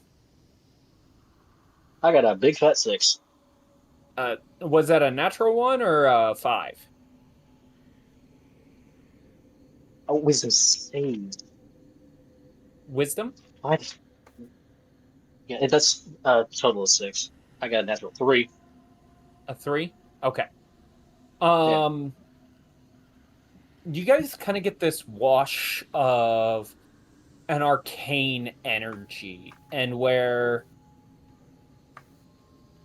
normally not you would kind of want to investigate a magic like this because it feels divine in kind of nature. It doesn't particularly appeal to you because it's not the nature of your own magic. It's not your own divine energy. Craigjaw, however, you, not Mac, or no, sorry, you, Max, Ash, and Fen feel a drawing, a not so gentle draw to open this door. Well, this is an ominous much. Fuck it, I'm gonna open the door. I have a feeling that's where we're supposed to go. I need I need 3 things from you. I need a Shoot. wisdom save, an intelligence save, and a strength save. Wisdom is a 2 for 5. Okay, I just need you to hold on to those while I do everybody else. Ash, what are you doing with this information? I will, like I said, say that I think this is where we were supposed to go, and we should prepare ourselves. Okay. Do you want to do any checks on the door itself? I can do an Arcana check, I guess. Okay. Go ahead and make me an Arcana save and a Wisdom save, and then hold on to those numbers for me. And a Wisdom save again. Yes. Okay. Max, what are you doing with that?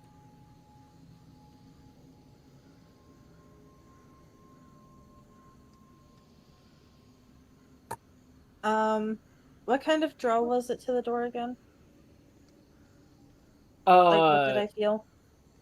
You felt a pull to open the door. Like it's not so much a dangerous pull. It's not like there's something behind this waiting for you to jump out at you and you want to prepare for it. It's almost like an odd siren song that kind of draws you in. Fen, this is what you feel as well. but we're gonna get to you next. Okay. I don't like it and am going to try and get away from it. So I'm going to Okay. go down the stairs. Pause. Before you do so, I need an intelligence save. This is just your actions in response to this. Okay. So I need an intelligence save from you. Fen, what are you doing? I don't think he's too attuned to magic, so he's just gonna kick the other side of the door open. Okay. I'm going to move you up to the other side of the door. I need a strength, wisdom, and intelligence save. Right. I gotta get 2 more dice. And Okay. And then I need you to hold on to those numbers for me. We're going to yeah. address Ash and Max first. Ash, you get a sense of arcane magic as if it's sealing this door itself. You managed to save from the draw to open this door, despite wanting to open the door. You know that whatever this magic is, it's not harmful by nature, but it is sealing whatever's in this. Max, you are able to wrench yourself free and move your full movement speed to the south. So you're good to move yourself. Ash, if you would like to move yourself, you can as well. But if you're going to take any actions against the other party members, you'll have to wait. It would just be to say something. Okay. So we're going to hold on to that. We're going to address Cragjaw and Fen one number at a time. So, wisdom saving throws. Cragjaw, I've got a 5. Fen, what do I got from you? An 18. An 18. You both feel a clawing at your mind. It's pushing you to open this door. Almost forcing you to. What do you have for your intelligence save, Fen? I've got a 14. 14. You both managed to fight this. It doesn't feel dangerous. And what do you have for your strength save? Fucking 12. 12 and a 10. Yeah. You guys don't seem to do any damage to the door itself, but you do feel it begin to slowly push open. At that point, you hear Ash. Go ahead. This door was sealed with arcane magic to seal something inland. Something is being sealed inside of it.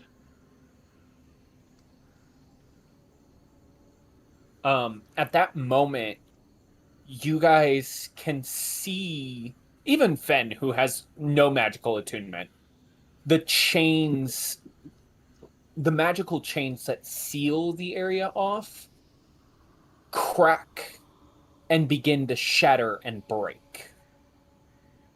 You all have a reaction.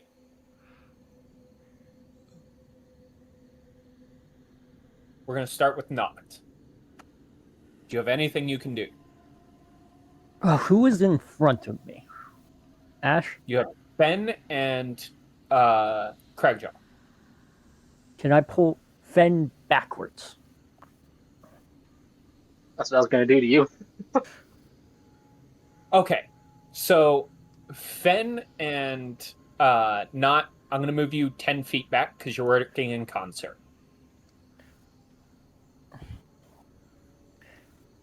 Ash, you're next. Max, you're on deck.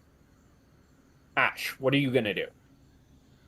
I am going to move up in front of them, and if I can, I will just kind of prepare my magic. Okay. Max.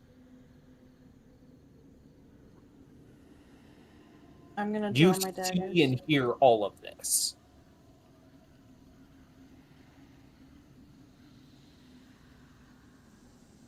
I'm gonna draw one of my daggers. Okay. Cragjaw, Yeah. what are you doing in response to this? I actually had to step away for a second. What the fuck happened?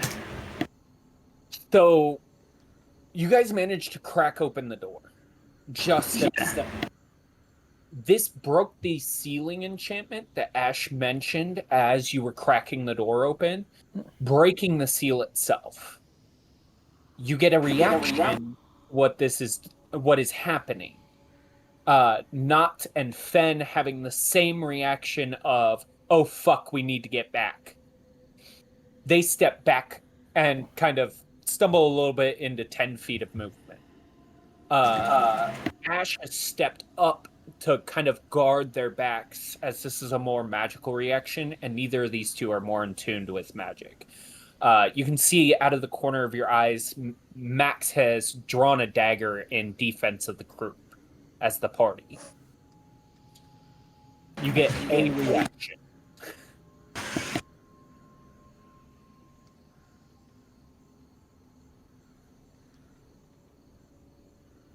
Okay, so did I even get a look at what's in the room? Not really. It would be a matter of a perception check to see if you did see anything, but it's such a knee-jerk reaction that it would be like the only thing you could really do. Okay.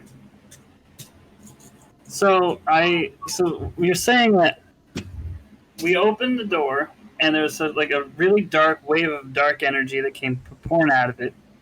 No. Wrong. Okay. Ash mentioned that the door was sealed right as you guys began to open it. It was a physical strength check to see if you could even open it. The doors themselves had been sealed for so long that it kind of melded together. And between you and Ben, you guys were able to crack it open. Right. And cracking it open quite literally showed the physical seal, the physical magical seal that existed on it. It showed it breaking. This is old magic, much older than even you. And in that process, the doors swing open, and you're reacting to whatever is happening now. There doesn't seem to be an innate thing, but your own internal senses are screaming at you to react. Okay. So then do I get like a reaction or do I get an action? You get technically a reaction, so what you could do is anything that requires a bonus action, I will allow you to prep an action, or you can move up to half your movement speed. Cool. All right. Then what I'm going to do is I'm kind of the bulwark of the group right now. So what I'm going to do is I'm going to prep the spell Mage Armor. Okay.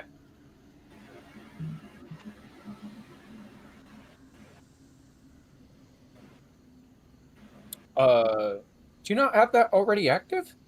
It lasts 8 hours. I wasn't sure how long it's been, so I'm kind of just rebuffing it. Okay. Give me just a moment. I'd like to imagine that Fen is just holding Knot by the back of his armor, like the collar of it. Just kind of dangling a little bit.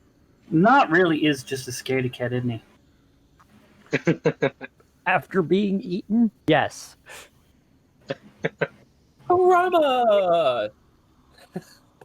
Also, I am just so back. everyone is aware, my 8-year-old is sitting here next to me with the mic open. She can say hi. But he's going to be helping me roll my dice and playing the game a little bit. Give me a moment. Let me make sure this is right. As you guys begin to get an actual realization Oh of what no, is it's the infinity existing in casket. front of you, see the halls are lined with a multitude of different statues, each different sizes, but each warriors in their own right. Um, Many are wielding weapons, some are wielding staves.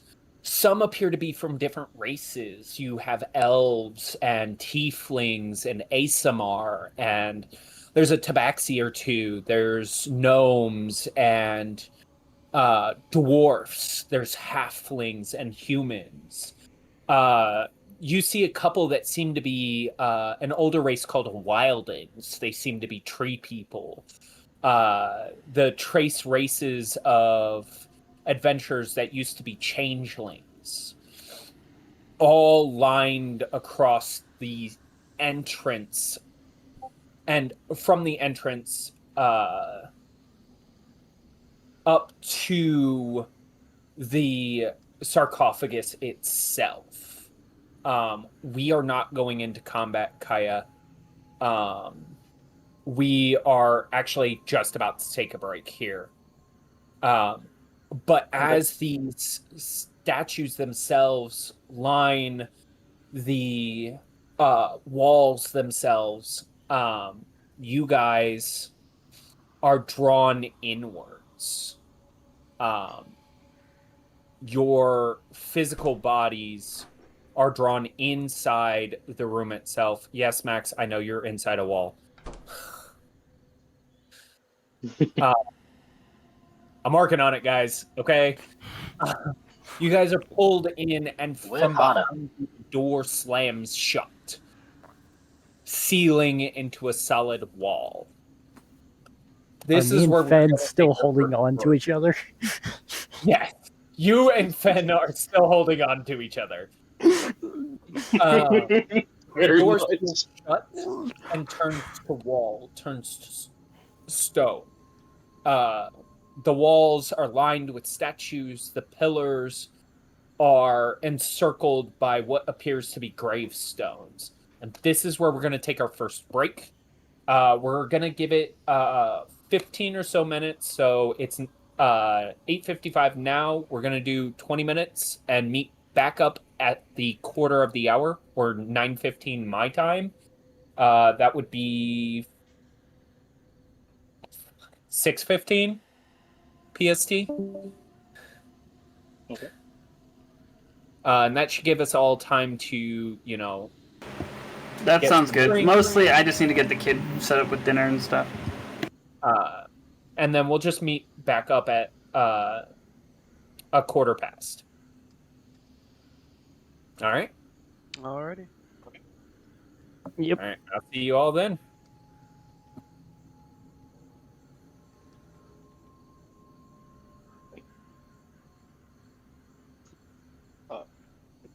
Brodus, you still there?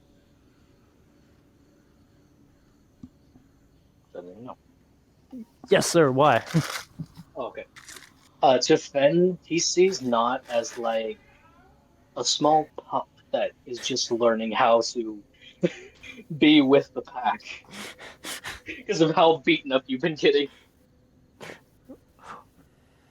Dude, as soon as he felt that was divine presence that he didn't want anything to do with, he was going to grab the back of your collar and rip you backwards. So as soon as you grabbed a hold of him and he grabbed a hold of the collar, it was like, oh, we're in this together. Yeah. Like, okay, I have somebody in front of me that I need to protect because, yeah, that's divine energy. The divine's not always good. And I come from a god of that. Yeah. Even though I have been breaking my oath a lot today. Bro, at this point.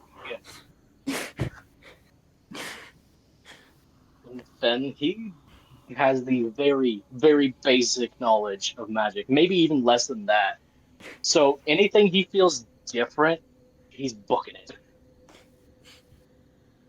So we just did the Dumb and Dumber thing of grab a hold of each other and we were just dragged in and now we're holding on to each other, staring at a coffin. Yeah. Oh, door gone. Like, I thought of it in this moment as soon as we were pulled in. We got sideways, looked at the coffin in unison, looked back at the wall. The door's gone. Oh, look back at the coffin, then looked at each other. Yeah. Basically what happens. Yeah, because the two of them are trying to protect each other, but in this moment, they're like, oh, we can't do this. Right? All right, now I need to go get food. All right. See ya.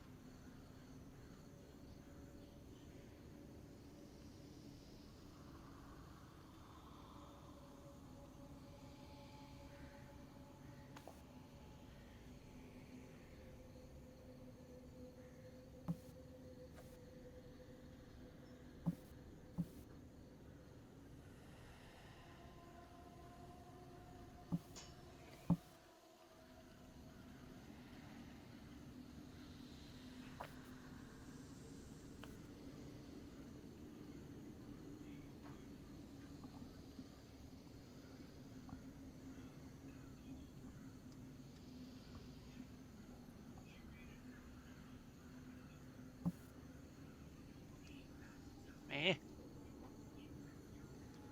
Yes? I don't know.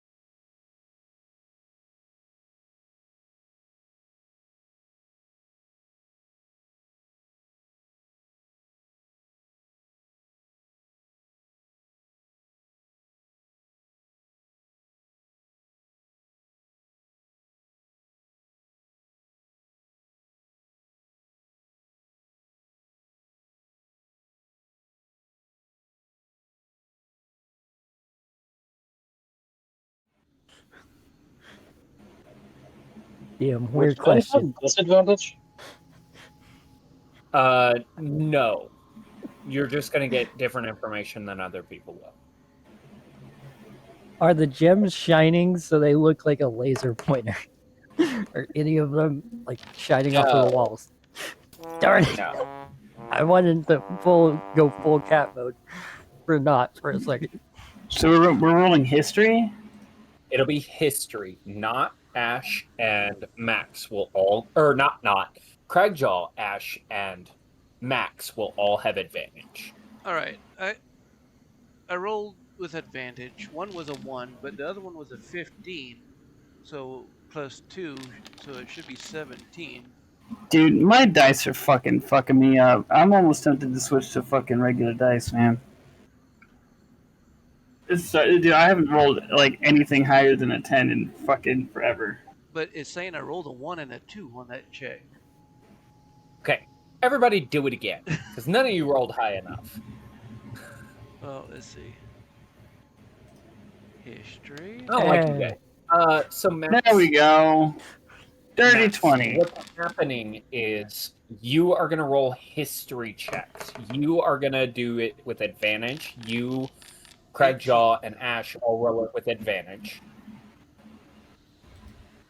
Not Fen are going to roll it normally. And I know you're back. So whenever you're ready, we're all ready. Fen, Wow, I still yeah. need yours. Something is not right with the between D&D Beyond and Foundry. I'm downstairs. That's I don't fine. have access to my dice. What, Fen? I'm currently downstairs. I don't have access to my dice. That's fine. When you have access, when you're ready, go ahead and roll that for me. So yeah, if y'all are rolling from D&D on D&D Beyond, just know that it's not coming across correctly in Foundry. Mine did. I rolled it and beyond.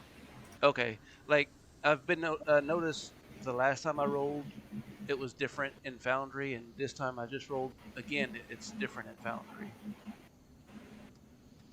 How are you doing it? Because I go up to where it says beyond 20 and I change it to advantage.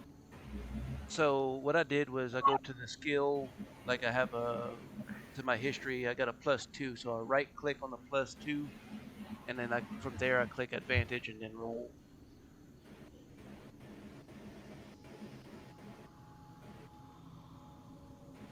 I'm wondering if that's not fucking it up. Because Yeah. it's rolling both at once. But it's like even, like I rolled a 16 and a 5, and in Foundry it says I rolled a 16 and a 2. 2d20.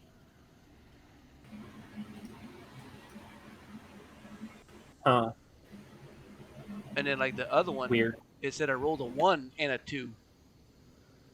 And I forgot what it was, but I didn't roll a 1. And I rolled a 1, but the other dice was not a 2.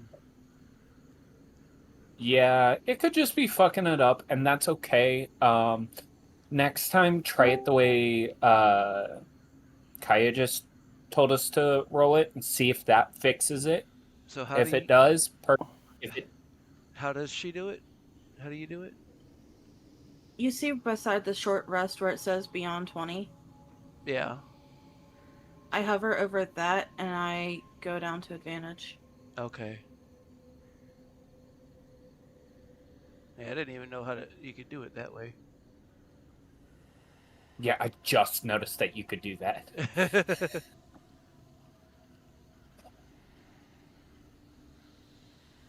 Okay. But technically, with what I rolled in D&D Beyond, it should be an 18, not a 20.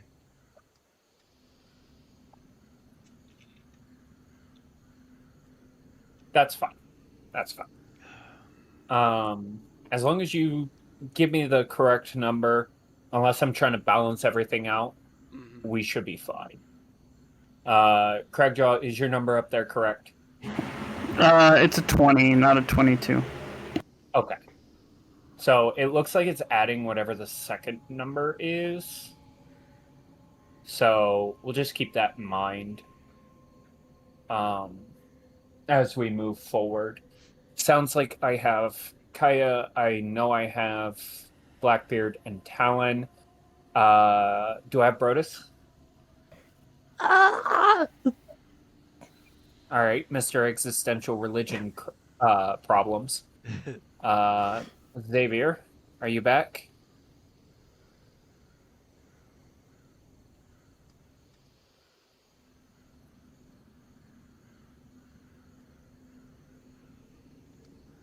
Xavier, you are deafened. Oh, I guess he wouldn't hear that if he's deafened. I am a fucking moron. I've been talking this whole fucking time. I got a 9. Oh, what'd you get? A 9. A 9? Yes. Yeah. Okay. So now that it sounds like we're all back, are we all ready to start? Yep. I am. Okay. Kaya, if you need to get up and stretch your legs for a moment, just send me a message. And then you can get up and start walking around, and I will go back over whatever you missed. Okay. We are going to get into combat before the end of the session, and you guys should be back at Valaki by the end of this session. So while we're all doing combat, you can get up and walk around if that's going to be easier for you. So as we come back to this, Ash, Max, your guys' lights are still going, but as you notice down the hallway with the statues themselves existing, there are recognizable faces for everyone amongst these statues themselves. Max, you recognize some of the fallen soldiers that you actually partied with when you had a different name. Specifically, the halfling that was very good at creating undead. He is amongst these people. Fen, you don't really recognize anybody's name, as this isn't really the languages that you recognize. Okay. You do, however, recognize some of the faces, some of the weapons. These are things you recognize as kind of older warriors who've passed through the forests around Daggerford. Ash, not you guys recognize a good number of the names. Many of these people are heroes. You recognize some of these from like tomes that you've read and ancient musings of different cultures. Some of these are highly influential people, and some of them are incredibly powerful people. Cragjaw. Yeah. You recognize the tomb itself. You recognize that it was made to not necessarily protect people, but to ward against evil.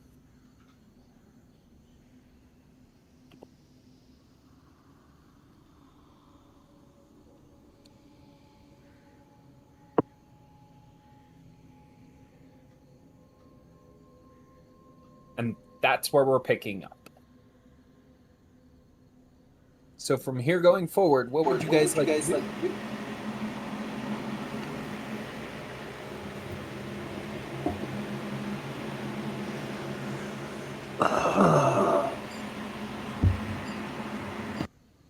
I will. Sorry. I will just kind of go around looking at the statues and looking at the names and stuff. Okay. Max? Upon seeing the face that I've recognized, everybody's gonna see me just start like jumping up and down. Because Don't jump, Jackson. Let's get on it. you can Sorry. see that she's very excited because what she thinks that's assembling with this tomb is that the person that she recognizes is dead. What is it? The statue that you recognize, Max, is actually up here. Oh. Okay. So you can start making your way that way. Not Fen, Cragjaw, what are you guys doing?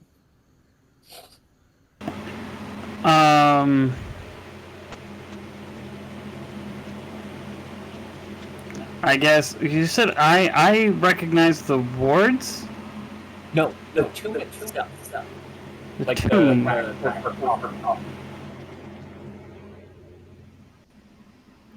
guess I'm gonna look for any like particular indicators as to what what particular dark evil it's protecting against as I'm walking down. Give me an Arcana check. I'm bad at those. I'm fully aware of that. Probably better than Must me. be like a natural 20. No, I rolled like an 8. Yeah. Okay. With an 8, you would get a sense that it's weird because the magic is designed to seal whatever is in this tomb, but the tomb itself wasn't intended for an evil purpose, as if this weapon, whatever's in here, is designed to ward off evil, but the seal was to prevent it entrance into the area. So you feel like these are two conflicting ideas. And it doesn't make sense to you. This is weird human magic bullshit. Usually.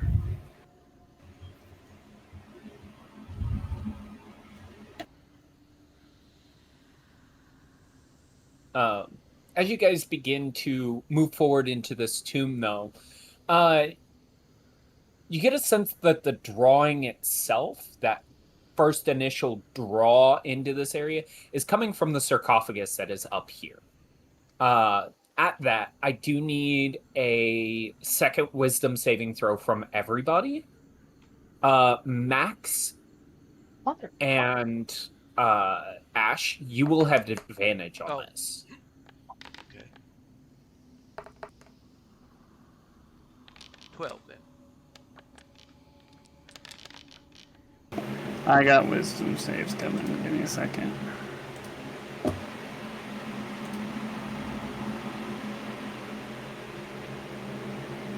Ah, dirty 20. That was so close to a 6.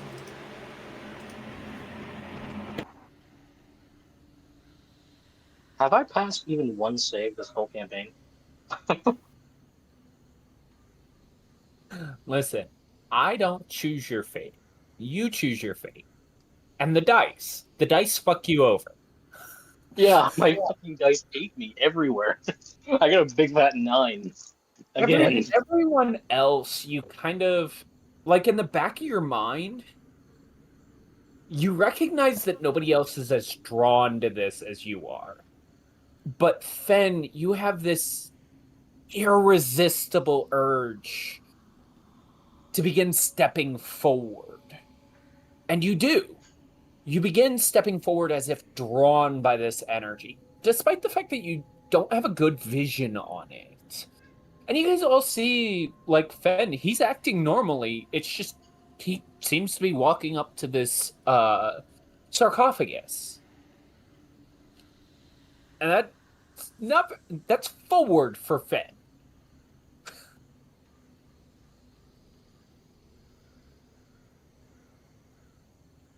And kind of as you get up here, Fen, the stones themselves, the gemstones, begin to react. The rest of you guys can see this. They begin to glow, and the top shifts. and slowly slides to the side and sets down. And inside, Fen, you can see the body of a skeletal robed individual that had a very big hat. If you guys would like to move up with Fen, now would be a good opportunity to do so while I'm orchestrating this. You guys, and as you guys get up, you can see this as well. It's very fine robes. The person who wore these robes seemed to be of a magical nature itself. Not divine, but scholarly. This appeared to be some kind of wizard or some shit, a mage of a learned school. Um, but sitting on his chest seems to be this strange mechanical geared weapon. You've seen gears before, that's how water wheels work. But this is of a mechanic, like a metal sense. And for those of you who know what a revolver looks like, it's a revolver made from steam pipes and clockwork gears.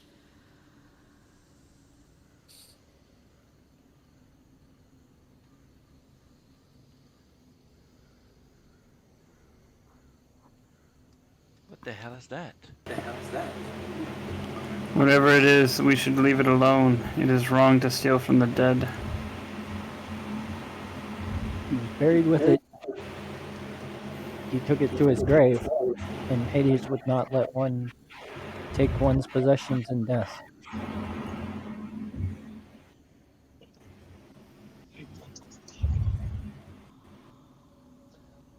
Okay. I just rolled a d20 to see if Ben would try to pick that up. Mhm. I had to roll a 10 or higher. I got a motherfucking 20. What the fuck? Okay. Yeah. So are you picking it up? Yeah. I have to abide by the dice. Can I make a reaction to grab him? Yeah, I was about to say the exact same thing. Max, can I have an intelligence save from you, please? No.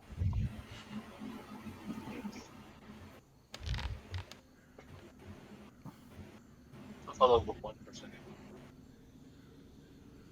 She rolled lower than a 20, guys. Fuck off. Finally! The boss is spoken. Alright. Oh, did we lose me? No. We back? You back? Are we? Am I back? Hello? You're back. Hello?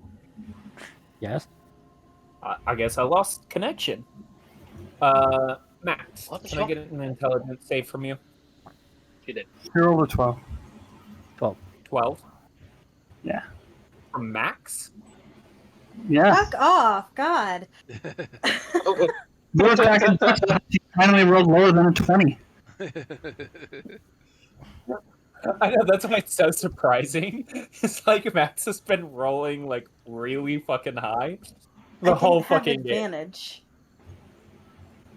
You do not have advantage. So those of you who want to try and stop Fen, you feel a push of urgency from Max. Something inside of her, in a spiritual sense, is warning against this. Your wisdom saving throw was simply to see what degree of urgency you found this at.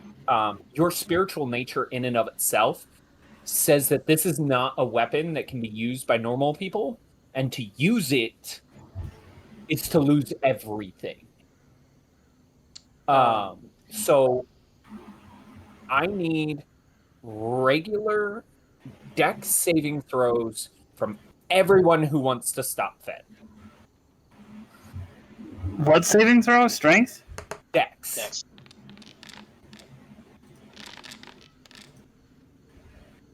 If mine succeeds, I want to do some special kind of.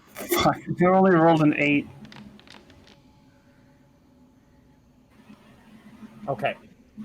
He's got higher dex save throw than you. I need a straight dex check from Fed.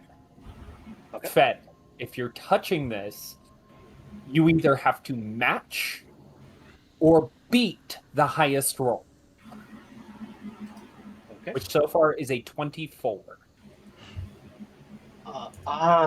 Check or save. Check. The only way I can get that is if I roll a 20. I got a. God damn it! I got 11. Okay. So, Probably a good yeah, thing though. both Ash and Not reach out and kind of latch onto you. Your hand is but inches away from this strange weapon of a sort. And that's when you feel Cragjaw's hands kind of slap onto your shoulders and begin to pull you back. Ash, if you would like to have an action in response to all of this, you did kind of meet at about the same moment. So, what were you hoping to do? Well, it depended on what was going to happen. The hand, I guess, on his hand is good enough. Okay. Um, If you have a whole person, you could do that. well, he was gonna have to roll a strength check, and we were gonna see what happens. Okay. Well, this is kind of a reaction to what's happening. Yeah. Like, this isn't something you could, like, actually cast a spell to do something on, unless it was something you had prepared for, like, Warcaster or something. yeah, It'd have to be a reaction. It's an innate ability. Oh, well, you don't have to worry about that. Regardless, Yeah, that's what I said. you guys managed. Yeah, go ahead. You guys managed to. You guys managed to successfully stop him, and so there's no real worries about that. The tomb is still open, and you guys still need to figure out a way out of this area. But you do notice that Fen is drawn to this object.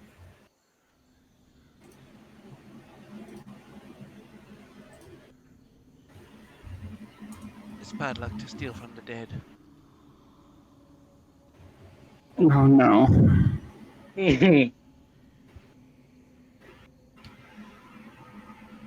Best we just cover it back. Try to figure out how to get out of here. Yes. Wait, so hold on. To make sure I understood, I heard what I heard. Did you just say you were gonna steal from the dead? I think it was a joke. Maybe. I don't know. He was going for the revolver. Yeah.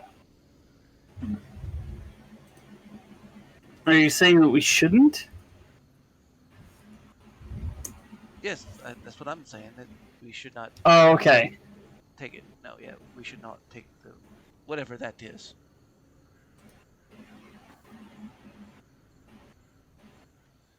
Aren't we here to take the bones? That's different. Are we sure that this is St. Andrew? I don't. She looks at him like, well, I don't know. I was expecting the bones to be like in a pouch or something. I don't. This doesn't seem. Everybody make a religious or history check. One of the two. Which one did I put it on? Let's see. They're the same for me. Yeah, the same same. for me as well. I rolled an 11. 8. Max, Craigjaw, Ash. What'd you get, Ben? Got a 16 for history. 16? Considering you're societal knowledge. I'm gonna add you to this. So Max, Craigjaw, Ash, Fen, you guys are halfway certain that this could be it. It's reasonable that this would be it. It's a magical tomb with magical enchantments preventing, like, logically, this.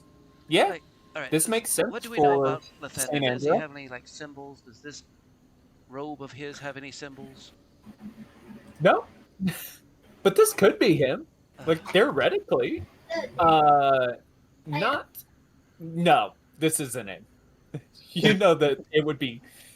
Like, he'd have it on his robes, he'd have a medallion hanging around his neck, it would be engraved in the tomb. Yeah, like somebody stole the bones, so like they had to have been in some sort of like pouch or bag or something. And I don't think they would have like reassembled the whole skeleton here. Yeah, and normally, if you're going to do a religious burial, you would have symbols on him. He'd be holding his holy symbol. He'd have it inlaid on his tomb. So I think we should just say a prayer and bury him again. And in doing so, I'm going to pull 2 gold coins out and place them on his eyes. Okay, interesting. Make me a wisdom save. God damn it! Kind of funny how no one's questioning how the lid opened itself. Not even Fen. Natural 1. God damn it. Hey, that's still a 10, even after modifier. Fair. I love your natural 1. So you guys see him, like, begin to put the coins on his eyes, and he does. And then his hands shift down. Somebody stop him. Matt, you're the only one with a reaction speed to do this. If you would like to stop him, I need a dex save with disadvantage.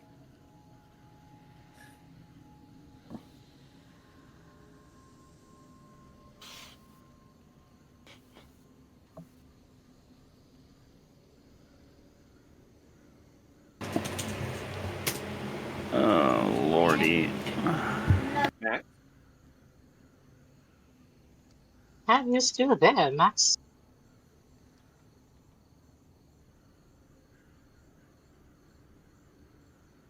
Slap, cut, visible, screen.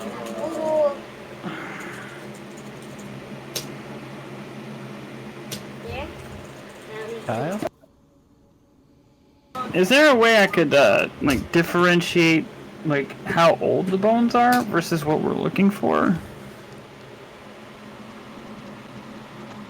Well, according to all the information that everybody else has so far, It's kind of like you can pretty evenly determine that these are not it, just by based off of what everybody has said so far. So Max, what happened was, Not decided to put coins on the eyes, and then rolled a natural 1 for wisdom saving throw. Because every time you guys have interacted with these bones in general, or the coffin itself, you guys have had to make a wisdom saving throw. Whatever's drawing you guys in is attached to your guys' focus on it. It latched onto Fen. You guys were able to stop him, but then Not decided to put coins on the wizard, this mage's eyes, as a way of religiously burying him, and then failed his. He natural 1'd his wisdom saving throw. You're the only one who gets a reaction to this because it was a natural 1, but I'm giving you the opportunity to try and stop him. What I need is a dex saving throw with disadvantage if you want to stop him. slash. Okay. Natural 1. Fuck's sake. What the fuck? Is there any way I can do anything about it? I know it's already gone, so I'm not going to even try. You have a the ability to react with a ranged spell. To react with ranged spell. A reaction with range? No. That is the only way to be able to do it. Not is too far away. Max, you feel the energies fight against your hands, and in that process, you just barely miss Knott's hand. And for a moment, your hand almost touches the weapon itself. But Knott's hand gets there first. And what you guys see is the very energy, the divine energy that accompanies paladins like him flow out. And the bones themselves, the robes themselves, the hat that he wore, it all turns to ash.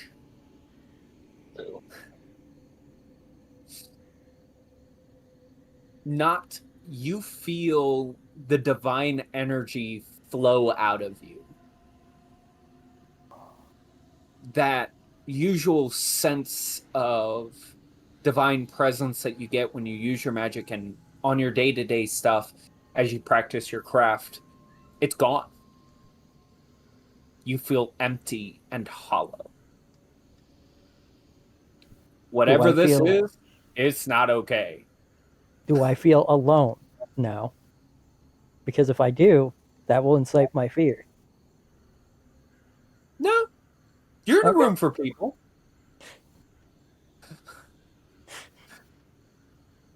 I like to imagine that Kraja is just sitting on Fen to make sure he doesn't pick this thing up. To be honest. I'm tall enough, I would have grabbed your hand and lifted you. Fair enough. Like a toddler trying to reach for a toy on a shelf in a store. But the rest of you guys do see, like, splotches of Knott's fur, which used to be all black, begin to drain of color. What did you do? I'm just going to turn around with it in my hand. Just shaky voice. I don't feel good. The gun is in his hand. I don't like this.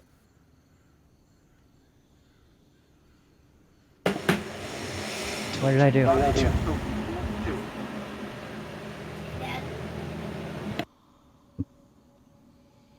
I need this out of my hand. I'm not picked it up.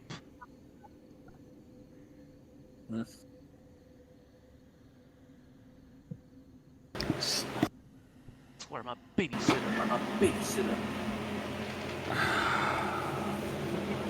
That's what that is.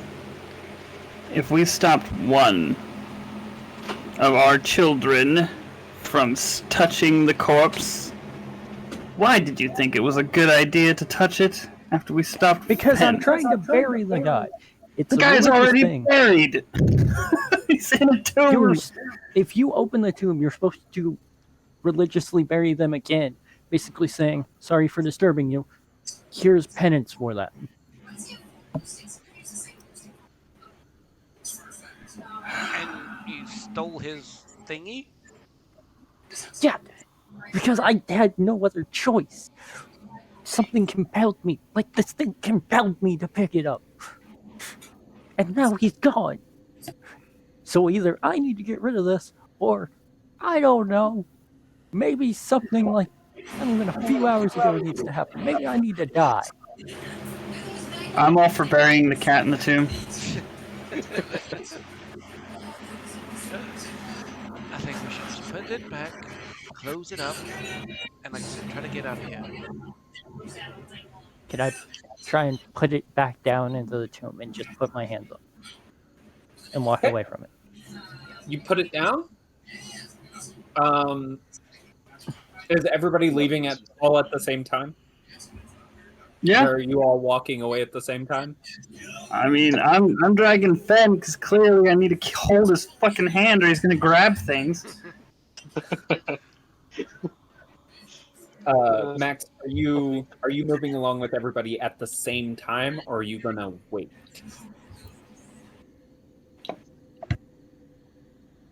I'm gonna wait, but while everybody was talking, I bent down and grabbed my rope out of my pack. Oh, Okay. Everybody else, you guys are good to move. You got about 15 feet. Yes, that includes you, Cragjaw. Max, you notice as Knot gets just a little too far from this weapon, it disappears from the tomb and lands on his hip. Ah! Nope, it doesn't have a feel to it. It has no weight to it either. Oh, so I just don't even You don't realize. notice it at all. Max is the only one who sees this because she was watching it. Does it like make a noise as it chinks against my armor? Nope. Okay. But you do have a new fancy belt.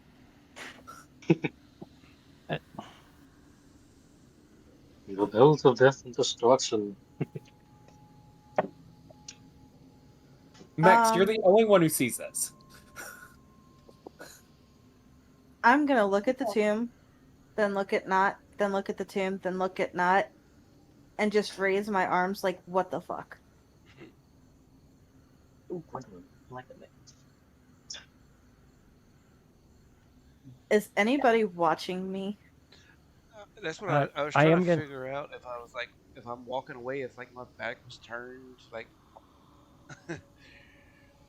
I assume you just walked back towards the entrance, so I figured you'd turn around. You wouldn't see Max. Everybody else is focused on getting out, is my knowledge. Yeah. So No, I think that Fen is actually looking that direction because Trejo is basically dragging him, and he's still drawn to pick up the weapon. that draw as it disappears for the first time in front of Max disappears, but you're still looking back and you see Max kind of look at the tomb and look at Not, and then look at the tomb and look at Not, and looks very confused. So you do see confused. Max's reaction. Okay. Yeah.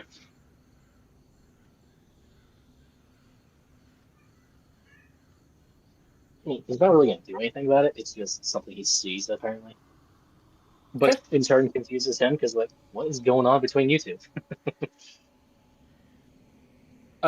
Craig, at this point, you would notice Ben's reaction to Max. Oh no, it's just a chain of dominoes. Okay, so what the fuck is happening? My character realizes what's happening?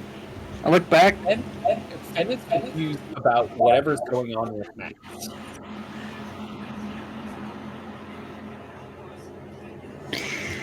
And now you see Max is confused about something with Not. And it's this point, Ash, you've got 15 feet. Keep moving 15 feet, because you haven't noticed shit yet. It's at this point, Craigjaw, that you would notice that the weapon is now on Not's hip. Not, you have 15 feet, because you haven't noticed. Can I look back at the group now as I'm going? Just like, Now seeing everybody else has stopped. Ash, Not, this is when you notice you are not accompanied. can I look down? You have a weapon on your hip that you didn't notice before. Okay, I'm just chucking that thing, and I know it's gonna come back after it gets far away. You don't know that. What the hell are you doing? Which direction? I'm throwing it forwards. So back towards the wall that we came out of. Okay. Ash, Okay, victory. you see sailing past you the weapon from the tomb. What the fuck? Pretty certain was in the tomb. Did Now it's sailing past her head. And then as it reaches about 15 feet, it disappears. I can do What? no reverse shit here. Ah, Did he throw it like back here? No, he threw it this way. So Oh. it got to about here Okay. and then disappeared. What the fuck was that? Was that? Did you take it? yes! What? It was this thing. It appeared on my hip after I got away from the tomb, and then I threw it that way, and it came back. Oh, good fucking god! It's fucking cursed. Thank you. So now I don't have a god, and I just have a random gun that I don't know what does. Or a random object that I don't know what it does. I know it has a trigger thing on it. Try not to touch it too much. Like, did it reappear back on him again, or? It's back in whatever that weird holster thing is. The smile I hear, oh god, or the grin. Oh my god. Yes, it's that weapon, by the way. Oh, I'm in and the it had to be me that picked it up. It was almost Ben. It was literally natural one or succeed. There was no other option. Oh my god. Should have let Ben take it. You still have a Yeah. gun then. I could have lucked and gotten out of it. I should have lucked and got out of it. Hearing all of this, Max, are you going to rejoin the group? She's like, nope. Yeah. Okay. Give me 10 feet, please. Thank you. As you step onto the steps and kind of rejoin the party that is now relatively bickering about the stupid weapon that Not was dumb enough to touch through no fault of his own, you Are you sure? hear the sliding of stone as the lid shifts, and you all kind of look, because that's a really loud noise. Yeah. And it slips across. And you hear a voice, all of you. Finally! Freedom! Oh, great.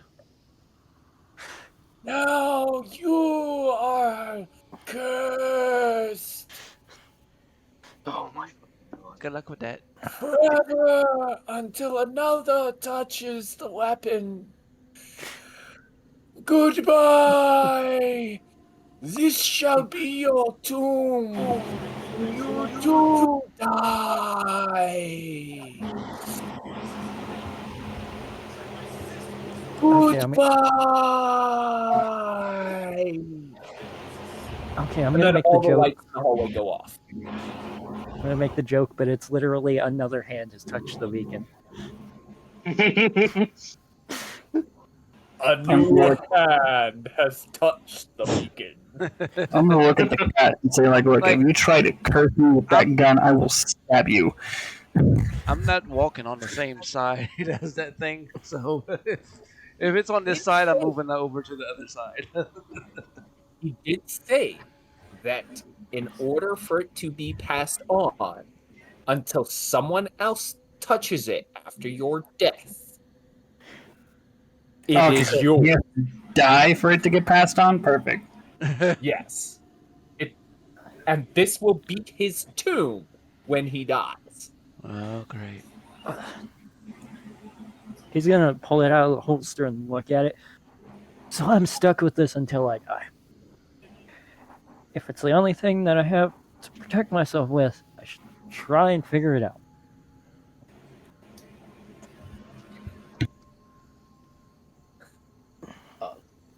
Did Cringe ever put Fen down? What? I was asking Talon if Ray Driver put Fen down. What? Did you ever put Fen down?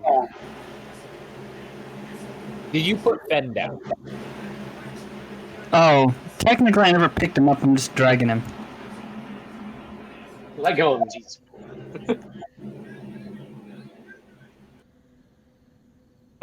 If anybody has the identifier, though, you guys might be able to figure something out about this. Nope, the only person who has identify keeps Here. going in and out of the Shadowfell. I Knowledge don't have of access to government. anything because I don't know what this does. You saw my message, right? Well, if ever Gaston decides to grace us with his Yes, presence again, I we can I fix I that. did see that. Yes. What did you say, Blackbeard? She said, well, if Gaston ever returns, we can fix that. Okay. You guys are free to move up to the door. You guys kind of, with your dark vision and the lights that you guys have on, you can kind of pick your way across the statues themselves. Not as you pass each statue looks like it's staring at you and turning to watch you. Nobody else sees this.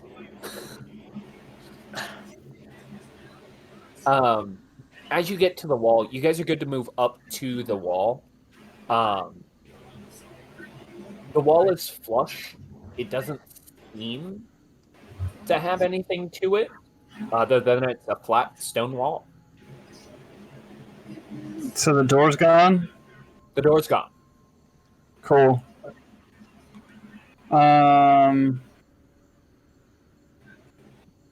While passing by, Fen would actually pick not up by the back of the collar.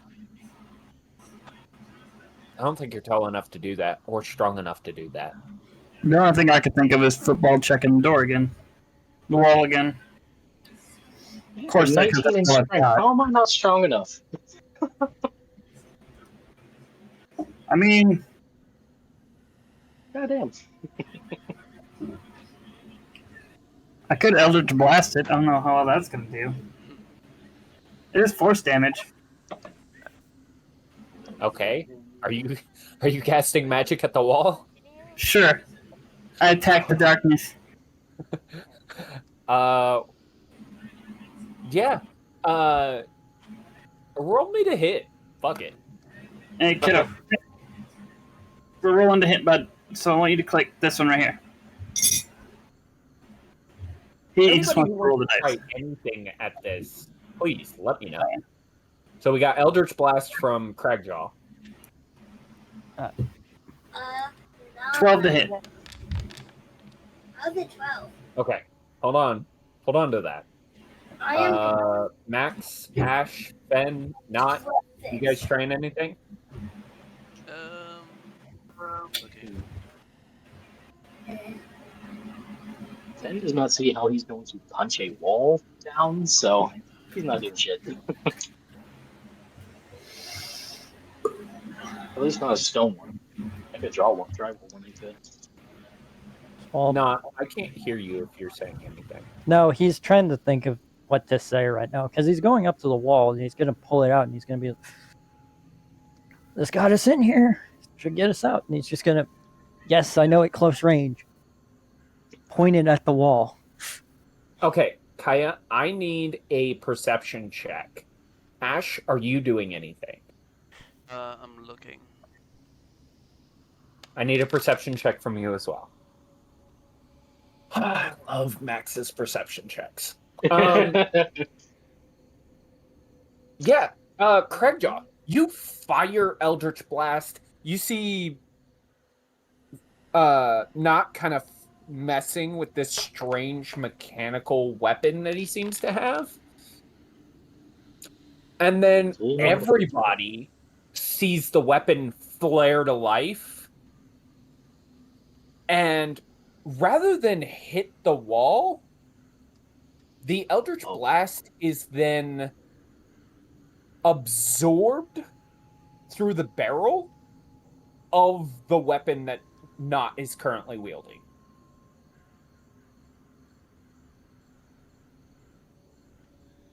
However, Wait. at the same time, Max, Ash, you guys see the edges where the door is supposed to be? The stone is like slightly off colored. So you got stone that's one color and then a slight difference of color as it gets to the center where the door is supposed to be.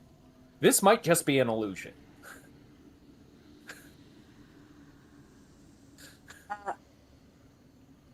I am going to walk past everybody and try and open the door. You reach out for the door itself. It's not there. In fact, your hand just passes straight through the wall. You don't impact anything.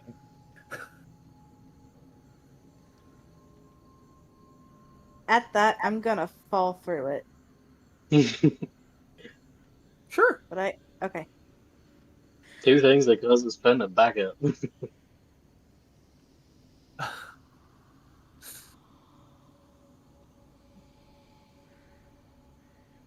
So, not Cragjaw? Fen? You guys okay with just the magical bullshit that just happened? Fen is still in the room. Wait, what the fuck is going on? Oh, Craig Walls. just goes through the wall. Fuck that.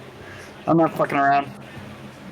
Knott's going through the wall, looking at it like, what did this just do?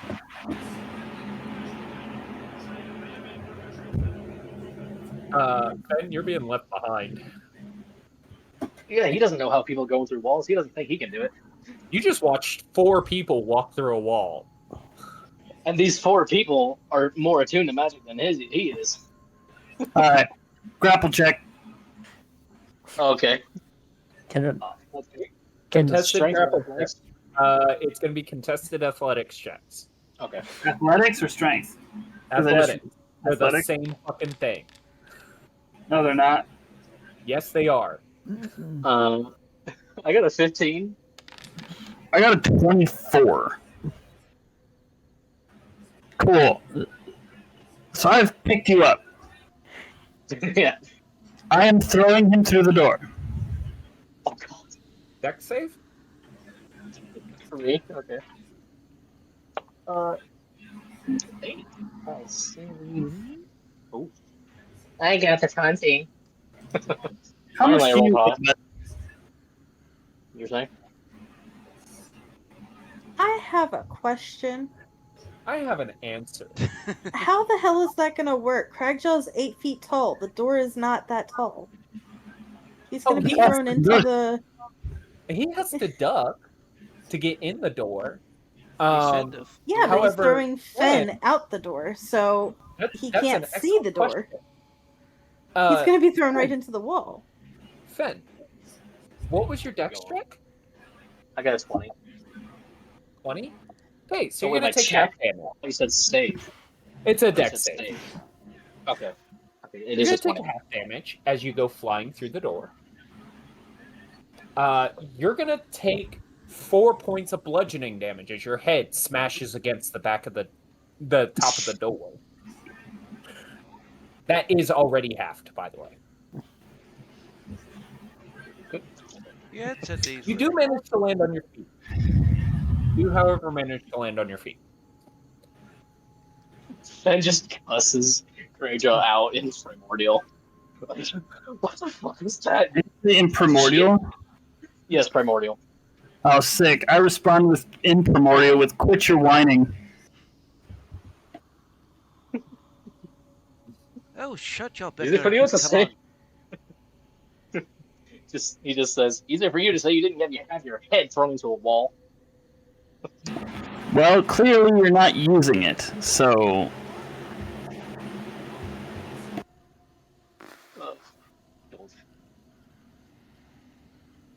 I'm waiting for everybody to go downstairs before I do this.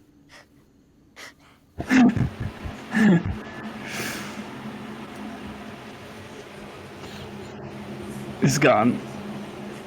Alright. Fucking come on, Not.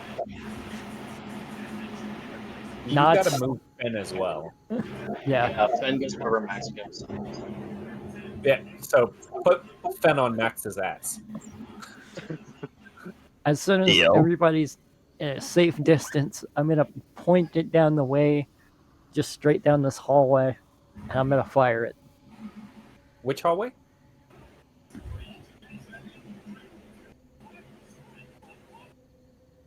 In this direction. Make me an Arcana check.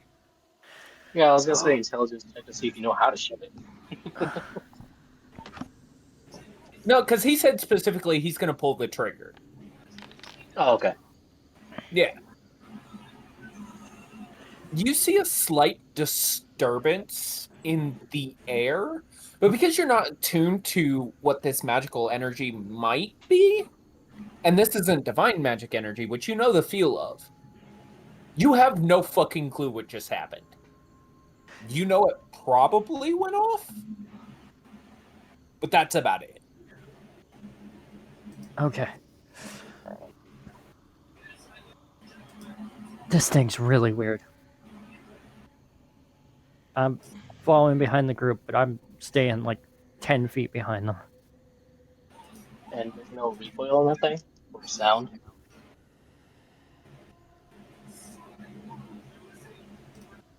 Sorry, what? There's no recoil or sound on that thing. Nope. Damn. You got a good tight gun there.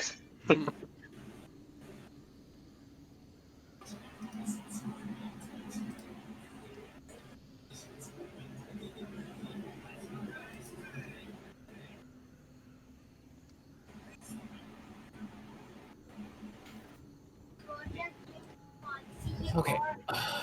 I'm working on it. On your show? Not. I'm working on it. As you guys get down to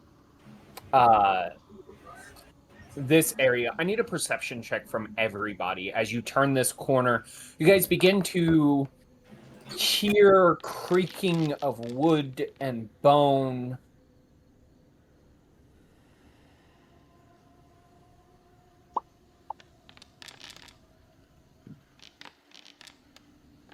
I'm back down. Oh, fucking thank God, Max. I'm back down You're to welcome. rolling low. I need one from you as well, Fen. Yeah, I rolled an 18. 18? Yes. You and Max are really the only ones who hear it. Everybody else hears the shifting of wood and bone.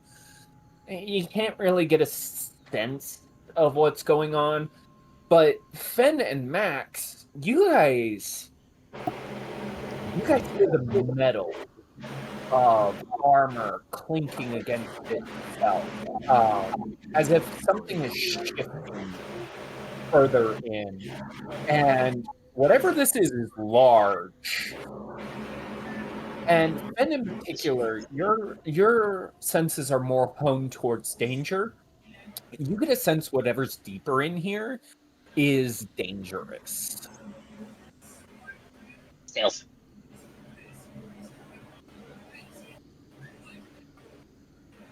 Is what I like to do. I want to stealth. I am going to pull out one of my daggers. You still have your dagger from previously. Are you pulling out a second one? I can't pull out a second one. I've got the torch in the other hand. Okay. Oh, But since I have it out already, I'm gonna move it closer up to my chest.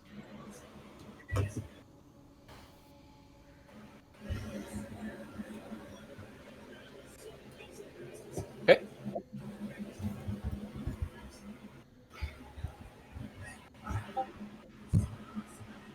Alright, I am back. I do apologize. You're fine. Everybody can hear the sounds of creaking of wood and bone, which kind of normal for catacombs, as wind travels through it. Especially since you just opened up this catacombs, kind of. You've let air into it, so this is an expected sound for everybody else.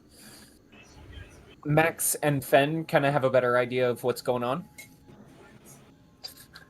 And Max seems to be preparing for battle of some sort. All right. Can I roll stealth? Who's rolling for stealth? Not? Okay. It's 10 talking. Oh, sorry. You two sound so alike to me. I'm sorry. Okay.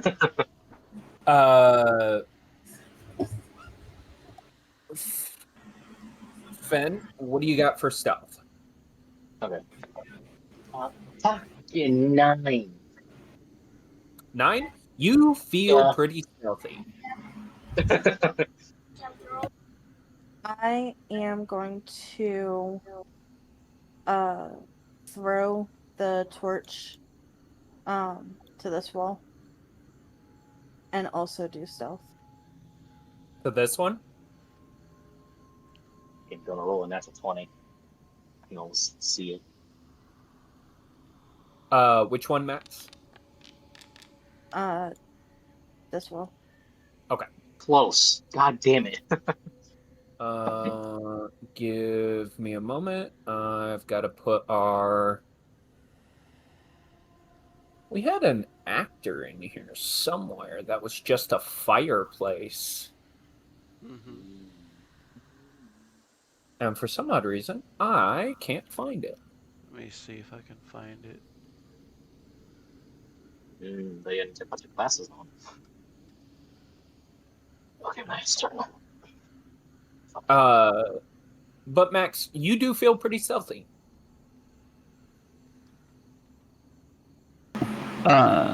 Seeing everyone start getting all stealthy McStealth, I'm just gonna cast invisibility on myself.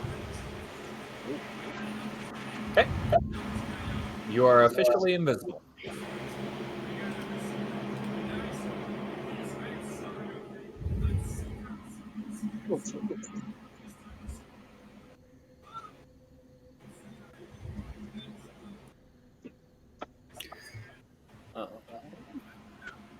You know what? I can do just a light.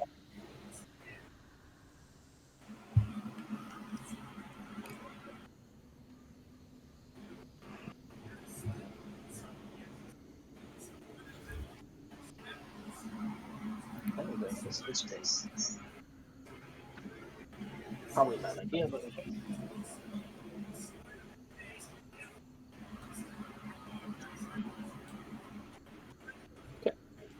There we go.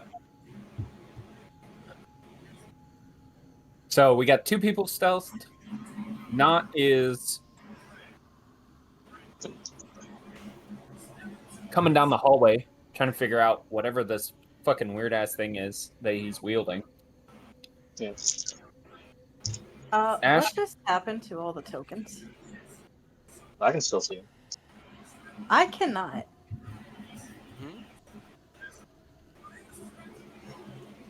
Oh, I got you. Thank you. Somehow I turned you invisible Mm-hmm. in a different sense. I removed your existence Okay. by accident. That campfire you were looking for, I think, was in items.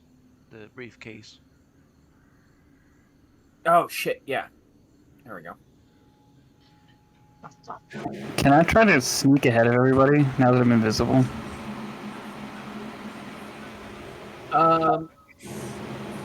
Sure. Make me a dex check.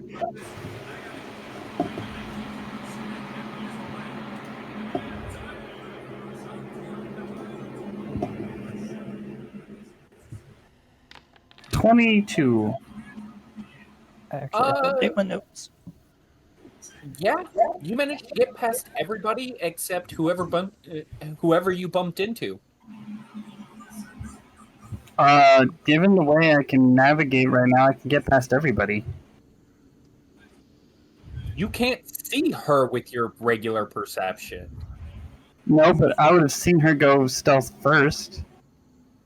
Right. So I Roll better know on The stealth. dex check was about where she would have been. yes. But again, you are also an 8-foot tall creature that's trying to move through a 10-foot wide corridor. You are big. The area is small. Having a guesstimate while you're invisible is not helpful. All you had to do was beat her stealth check. You didn't break her invisibility. You didn't break your invisibility. You bumped into her. That's it. Okay. Well, then can I kind of now that I've found her in her stealth, would she just let me kind of push her aside so I can get past? That's up to her. Max, you have some invisible thing bumping into you, trying to brush past you. Which means Feeling Liz. the bump into me, I'm gonna move forward. Oh god, she's gonna keep getting in my way. Is what she's gonna keep doing. Okay. You guys have to move in tandem if you guys are going to be doing. God damn it! Because every time you try to go past her, you got to roll to see if you bump into her. And at a certain point, you're going to run out of movement speed. One of you. So you guys have used about 10 feet. I think Craigjaw used 15. One. No, I'm at 15 right now. Yeah. Okay. So, Craigjaw, you're good to make another dex check if you're going to try and get past her. But now you're boxed in by both her and Ash, so that's going to be even more difficult.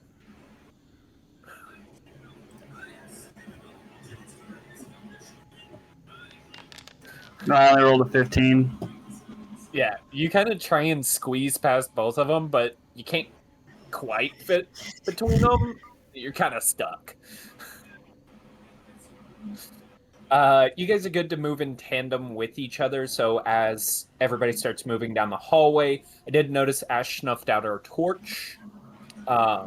So those of you without dark vision, you can't fucking see at all, other than that one source of light that's in the hallway.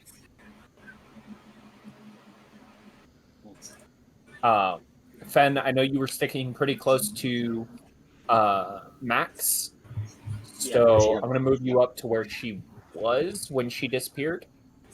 All right. But other than that, all you've got is this strange source of torchlight. Sure.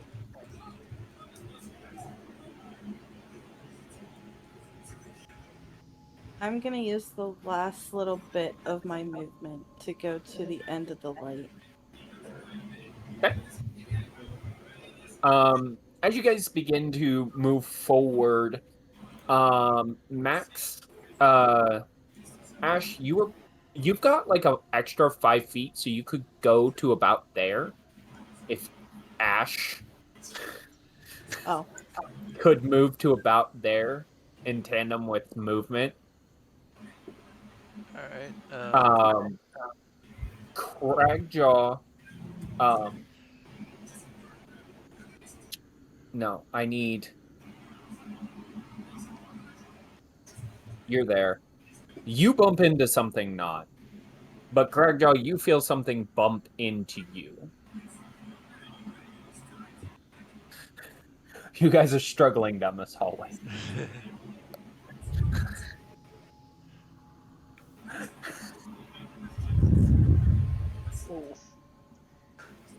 It has not broken your invisibility, and nothing has broken anyone's stealth yet.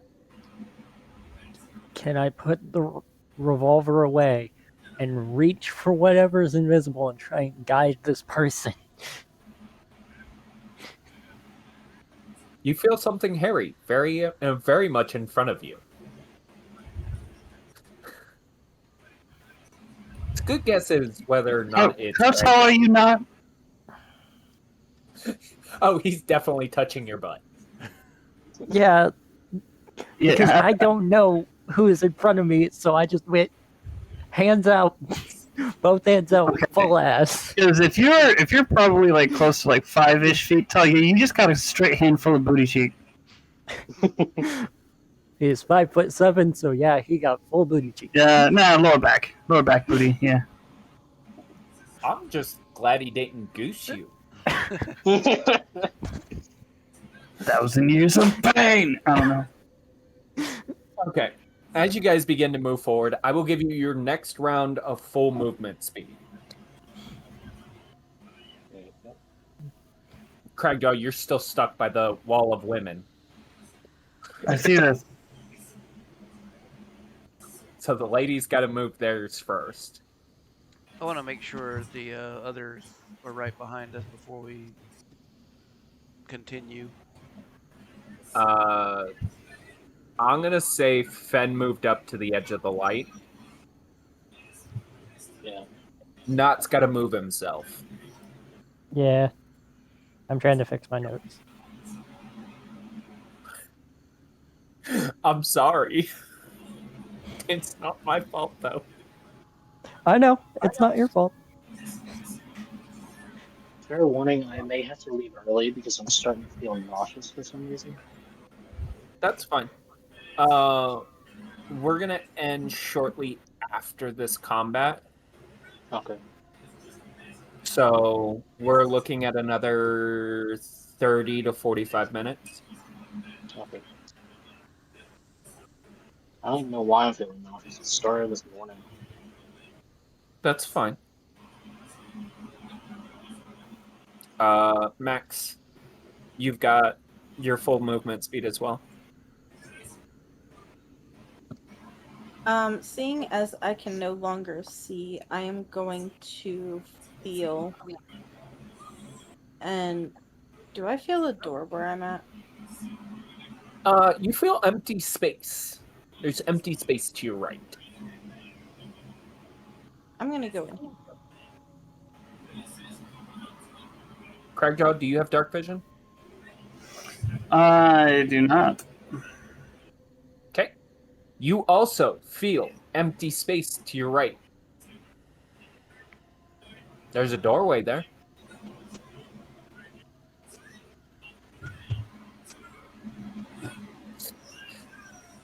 Ash, you are at the point where your dark vision no longer works.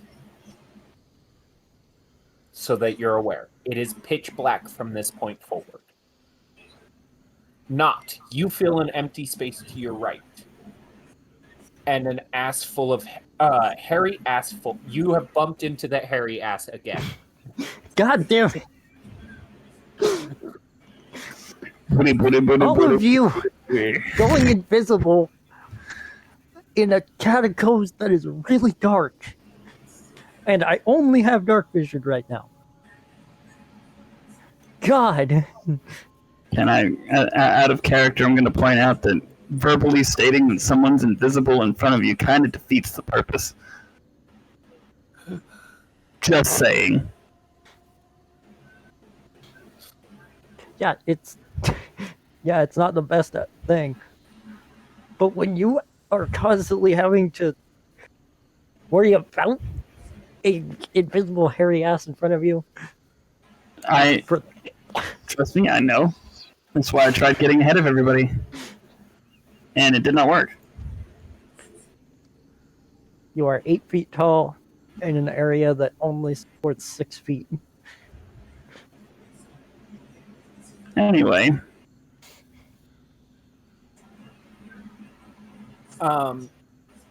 Max and Cragjaw, I'm just going to give it to you. This appears to be the shattered remains of a teleportation circle. There's a light glow to the area as it seems to have been recently used and then broken. The sconces themselves glow with a dim light, a very dim light.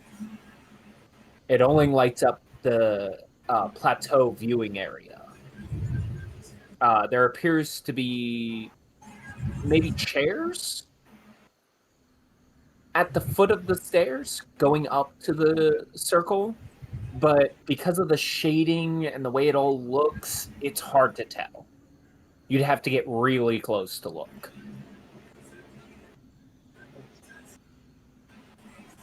I'm gonna move up and inspect whatever's to my right. Okay. Yeah, it seems to be a chair made out of stone. They've been recently shifted as if something big moved through here.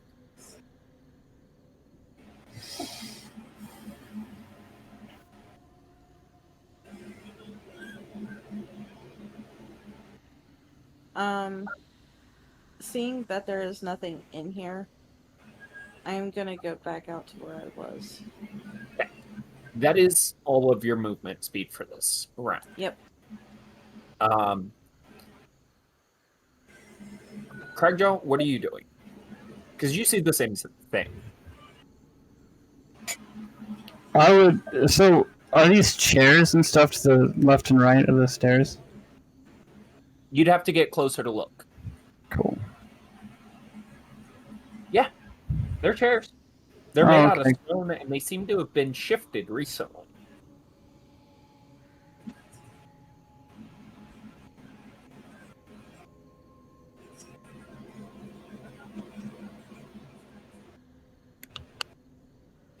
Again, up there is a teleportation circle, the cracked remains of a teleportation circle, as well as the sconces on the four corners. Here, here, here, and here. All seem to be lit with a dim light, as if they were recently still going and have been recently put out. They provide just enough light to see on the platform itself, which is how you can tell there's cracks in the teleportation circle. That is as far as you can. That's fine. Yeah. It's okay. Not you did feel a hairy ass in front of you. It's gone now.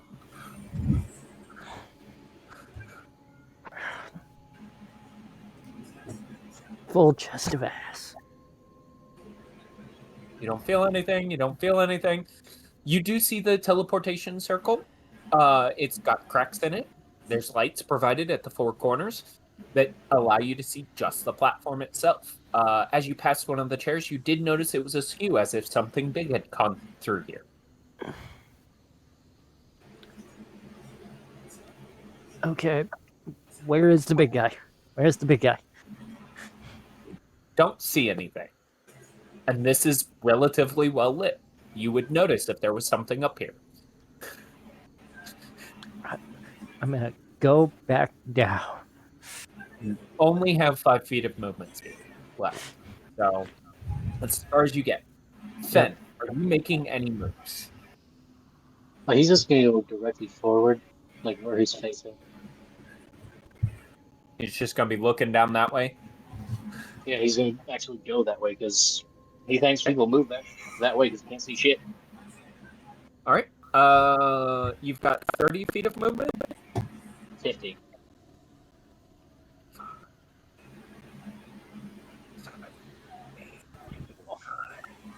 Make me a dex check. That's Yeah. check or save. Check. I assume you're using your hand against the wall to kind of guide yourself around this area as you can't see. Yeah, I am. So this is to prevent you from whatever's in front of you, as you do notice it at the very last second. Okay, yeah, I got a 20. What'd you get? 20. 20? Yes. Yeah, you managed to stop just barely in time, as you do notice Ash is, like, right in front of you. That's all you can see is Ash. Or at least the back of Ash's head. You're at the start of the round, so everybody has their full movement speed again.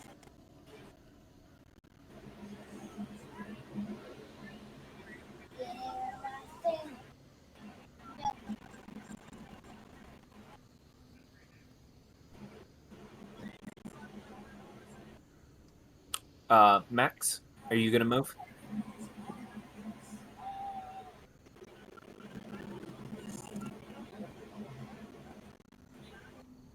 Alright, I end right here. Cragjaw, you do have space to move.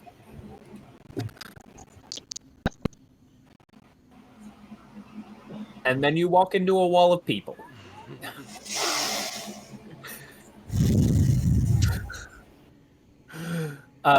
You did pass not on your way this way. I will allow you to drag him alongside you if you would like. Without breaking your invisibility.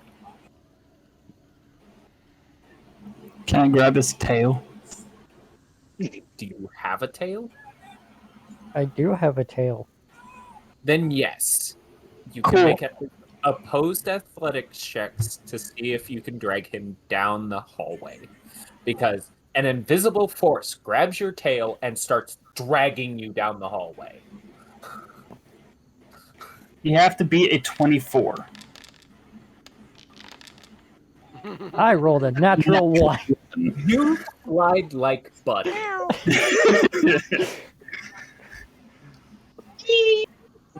Do I know this is Cragjaw? Nope. You're pretty certain this is some sort of ethereal force that is dragging. Oh, and you're digging your nails in. This is Yeah, that's what I did. nails on a chalkboard abrasive. And I am hissing my entire Not to mention, cursing. like, the grip you're feeling on your tail is, like, almost crushing. Like, it's a lot. So what you guys hear is, if anybody knows what I'm talking about, this is nails on a chalkboard as he's drug across these flagstones. I'm not going to play the sound because I don't want my teeth to itch. I don't want to hear it either. We all know the sound. Ash and Fen are the only people who have not moved yet. Ash, you know that you are around a corner. And for some reason, I cannot see at all. You know that every time you have exited any light source and do not have actual vision of that light source, you have lost complete vision.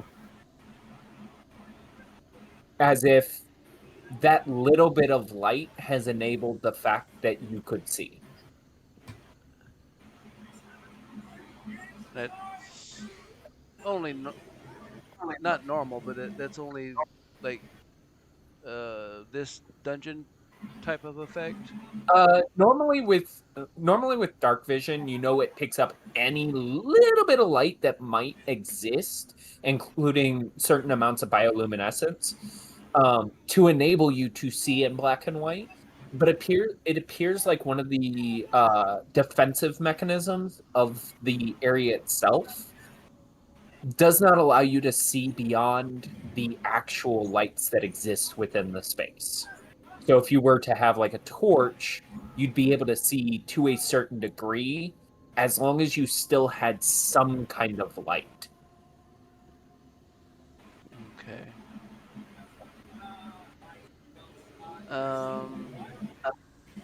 I would just kind of like, as I start to feel everybody kind of rush up together where we're at, like, I'll whisper, like, I can't see anything.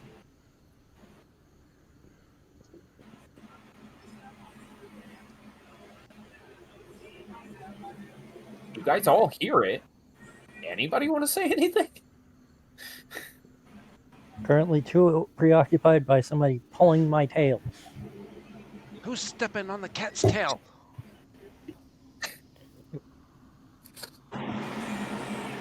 I let the cat go. I am immediately doing aftercare on my tail.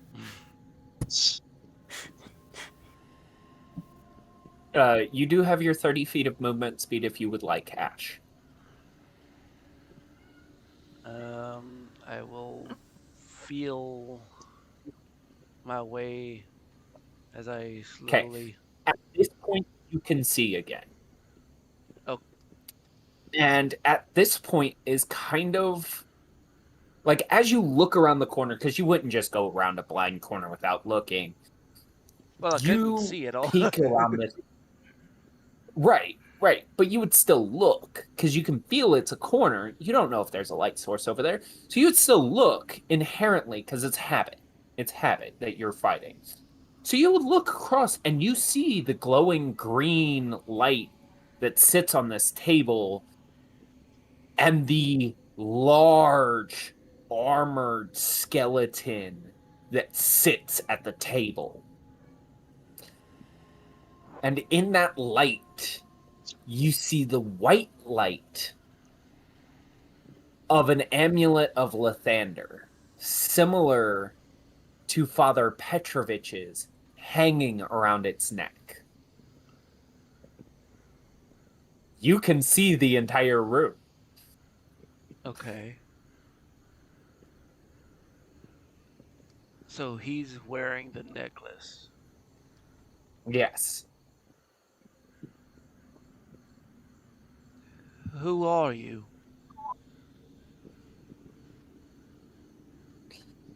You see his eyes come to life. Black flames existing within the sockets. And now you and him are going to roll into combat as he launches himself up out of his chair. I'm gonna get going. I don't want to throw up mid combat. Okay. Talon, I'll text you what Fenn's HP is.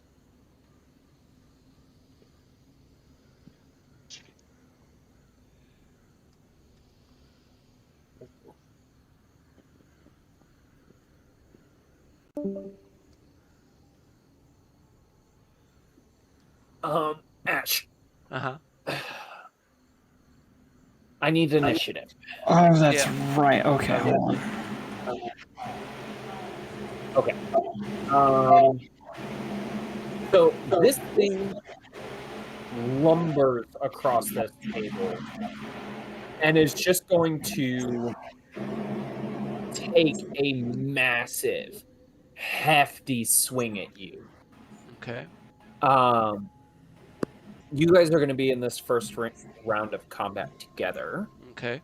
A 21. Does that hit? Yeah. Okay. We're going to take 15 points of slashing damage as this thing's great axe slams into you across the way.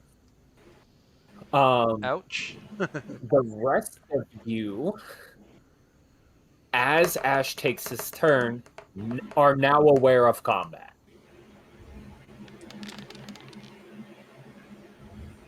And you guys are good to roll initiative. I don't have his character sheet. You don't have his character sheet. I have his character sheet. He gets a hellish rebuke for attacking me. Okay, because Xavier sent me his health total, so I think he was expecting me to play the character. Oh yeah, because of the alert, it made me roll.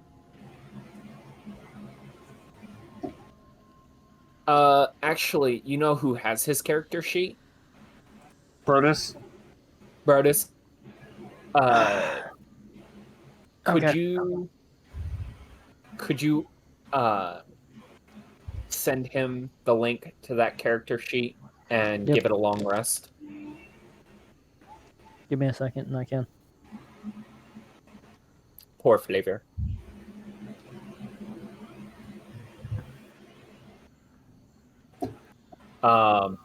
It is a DC 14 Dex save. Okay. Jesus. It will fail, and he is going to take 8 points of fire damage. Yeah. Okay.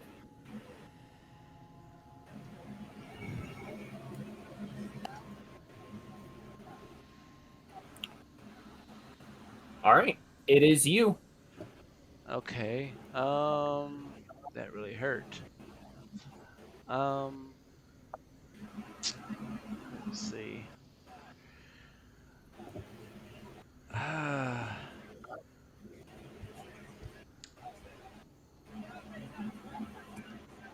had already sent Phoenix the character sheet once. And it's literally my last message. Let me see. Where's my life tab thingy? Okay, Alan. I'm good. Okay. Okay, so that's a bonus action, so I can still do something else too. You have your full turn.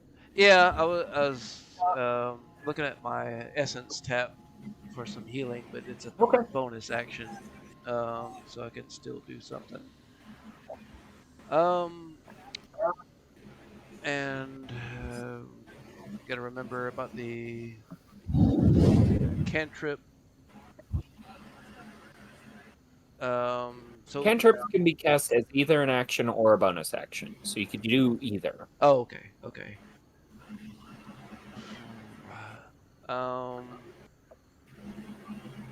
Okay, so as my action, I will do Eldritch Blast. Wait, Okay. I'm sorry. You are within 5 feet, I had to. so it's going to be made at disadvantage. Okay. I'll roll a different one then, a second one. Well, that sucks. Jesus, that is fast as fuck. So A the 16 will not hit his AC. okay, and So you can roll for the second to hit to see if you get the second one. nope. Because you're at the level where you get 2, right? Let's see. Clear this away.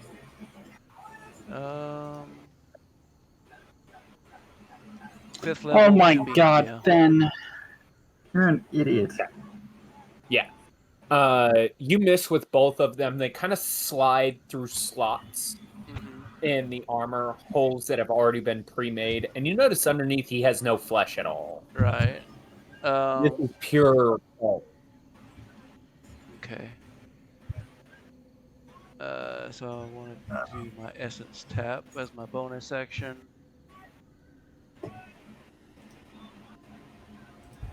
Let's see. Overgrowth. It's bonus actions. Could have been hit. Roll 1 hit die. Okay.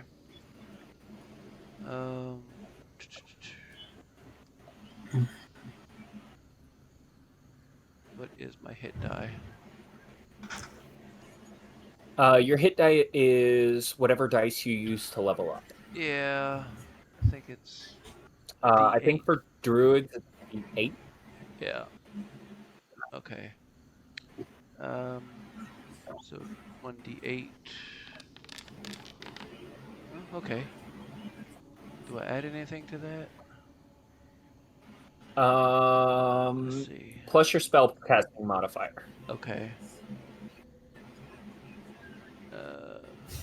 So I think druids is wisdom. Yeah, so 5 to that. So 7, 8, 9, 10, 11. Alright, I gain 12 HP back. There you go. You do still have 25 feet of movement speed. Yeah, I wanted to back up. I'll be running into people. If you leave his space, you will take an opportunity attack. That's true. So you could move back to here without provoking an opportunity attack, or you could move all the way across to here. You just can't move one space out. Right. Okay, I'll take one step down. Okay. Bump into Finry. That is going to bring us. That's going to bring us back to top of the order, which will be Skeleton King, and then everybody will get their free turn. At which point, he is smart enough to not try and hit you across the wall. No. All right. So he's going to try and hit you. You are going to get a +2 to your AC for half cover. Who's he attacking? He's going to attack you. Oh, of course. Welcome Welcome but in, he's Raiders. not moving. He's not moving, so you're getting half cover. So you get a +2 to your AC for this attack. Okay. Which is going to be a 20 to hit. Yeah, that'll hit. That'll hit? Okay. And that will be another 16 points of slashing damage. Wow.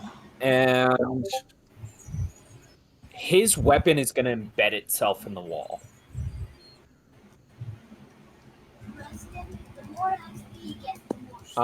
Which means that is the end of his turn.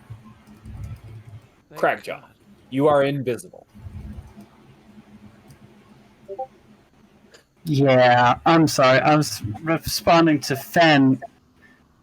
Okay. Well,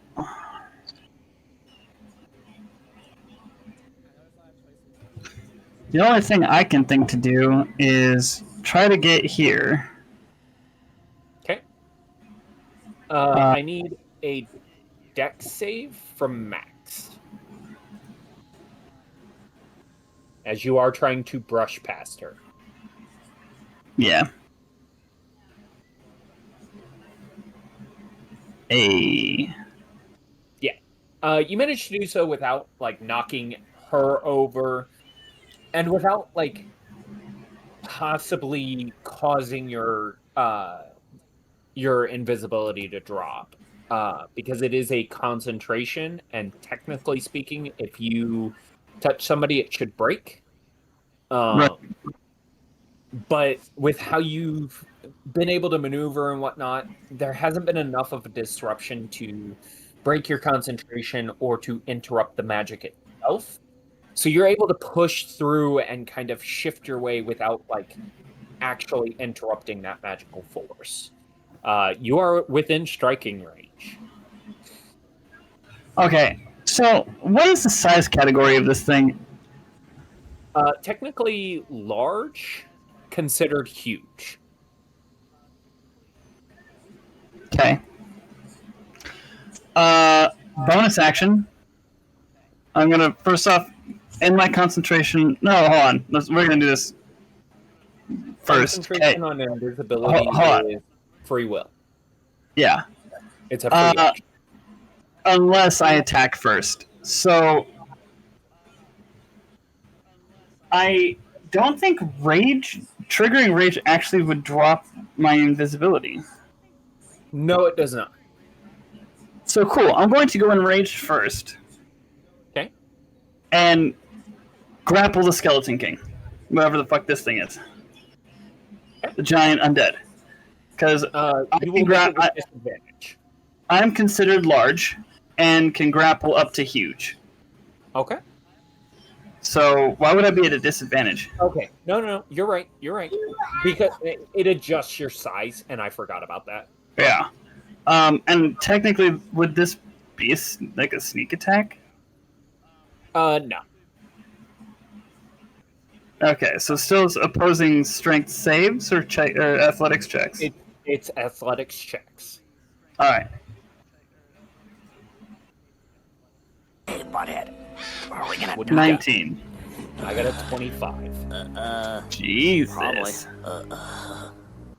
You get from this interaction, you kind of try your best, and what you would normally do as a grapple is, like, get its arms down and kind of restrict its movements by getting your tail wrapped around its legs and shit like that.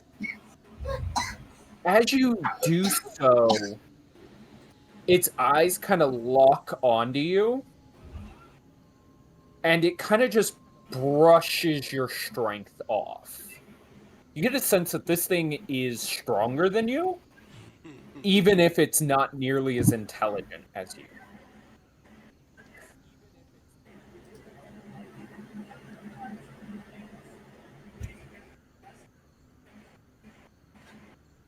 Okay. Do you have anything else you can do?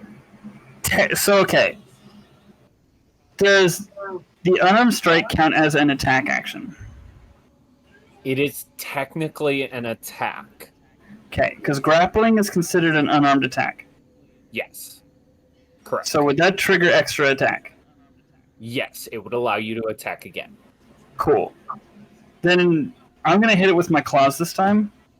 Okay. So because I still get 2 attacks with my claws per action, per attack action, I'm going to try to hit it twice. Because it's a multi-attack. You get What? one half of your... The first initial attack? Yeah, I have extra attack already. So Right. I have 1 attack, and then So you'd my be able to second get attack. 3 with multi-strength. Normally you'd get 4, because each attack Triggers twice. triggers twice. Right. So you're going to So give... you get Okay. 3, not 2. But I only get the Because 2 one attacks of with them the is a claws if grapple. I attack with the claws. Okay. So I only get That's- 2. Okay. I'm okay with that. Okay. So a 24 to will hit. Okay. 24 And will then hit. the second one is a crit.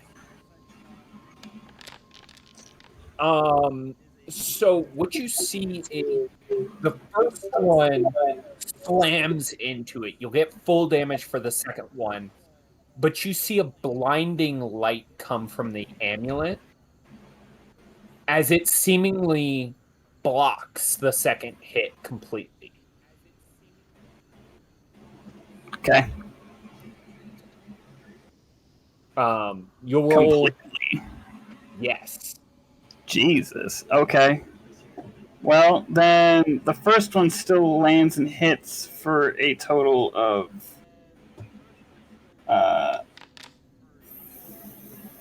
5 slash. Really, only 5?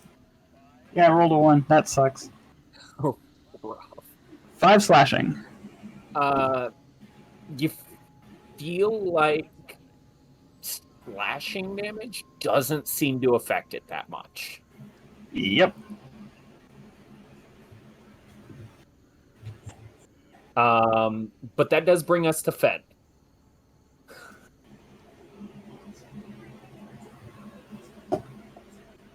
Fen can hold his full turn until after Max and Ash, if he would like. I think that would be probably his go-to move. Okay. Then that brings us to Ash. Really? What? How does... Oh, Max went first. Max was supposed to go first. I'm sorry, Max. We're going to interrupt Ash's turn with Max's turn. Okay. I'm sorry. Max, you got a 24 to initiative. I'm Yeah. sorry. I didn't read that right, and that is my bad. Oh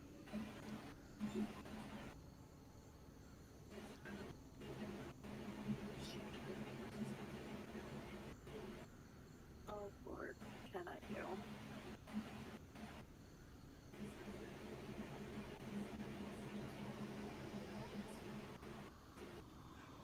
Can I see past this thing?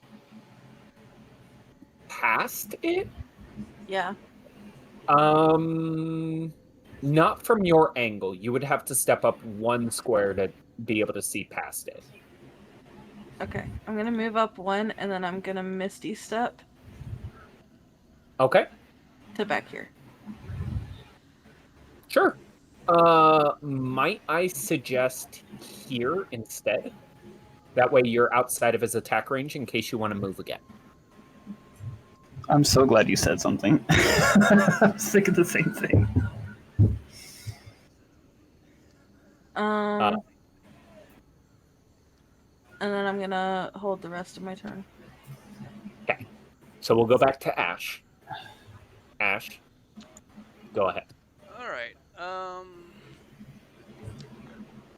Ash is going to cast. You can't see anything anymore, Oh, great. by the way. Can I launch a spell aimed at the last place I saw him? You could certainly try. It would be made with disadvantage. Okay. Let me find it. Oh, wait, I meant to try and put it on. Moonbeam is a cylinder, and you actually have to be able to see the space you're putting it. Okay. So you would have to move into a space that you could see through. So I can move up and cast it? You could move right there, or you could move right there, and either way you'd be able to see. Okay. But This would keep you outside of his attack range. also inquire an attack of opportunity. Nope, because he can't see you. Oh, okay. Well then, yeah, I'm going there. And Okay. I'm gonna try and cast it. Okay. It is a con save. I'm pretty sure 4 plus his con, which is 1, so 5 is going to fail. It's 16 radiant damage. Yeah. Moonbeam will deal double damage. So nice. 32, 166. You guys see the radiant energy beam down from the ceiling itself as if reaching downward from the heavens themselves. And then the symbol of Lathander light up, reinforcing that damage. And it just rips through the skeleton. And you can tell it's had an immense effect.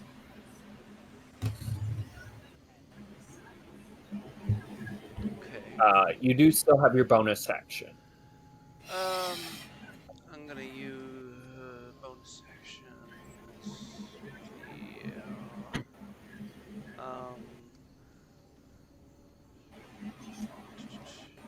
Well. Okay. Yeah, I will use another one of my life taps just to kind of get me back in okay range a little bit, hopefully. Okay. Hey, max. Yeah. So 8, 9, 10, 11, 12, 13. There you go.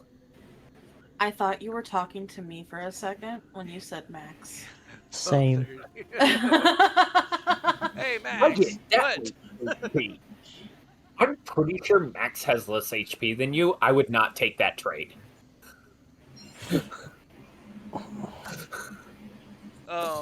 now can I step back some more?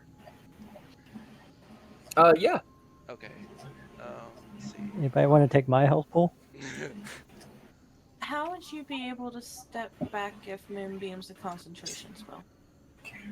I'm still because you don't have to see the location in order to concentrate on it. Yeah, we're fighting. Gotcha. Okay. Okay. That'll be my turn. We do still have Fen, if he would like to take his turn now, since he has space. Hold on. So, Fen is going to... He has 50 feet of movement speed. Yeah, he's gonna go around the back end here instead of running through me like that. He's gonna go kind of around the back, so he doesn't trigger the attack of opportunity. You guys each control something. Yeah. That way, and then So, like, up like that. So Yeah. Alex controls the stories. Yep. Yeah. But this is Uncle Nene. Oh, I thought it was Alex. I always get you guys. Okay, so he is going to attack. He's gonna attack him with his fist. Then has a unarmed strike with +7 to hit. So we're gonna click. Oh, we're gonna get rid of this.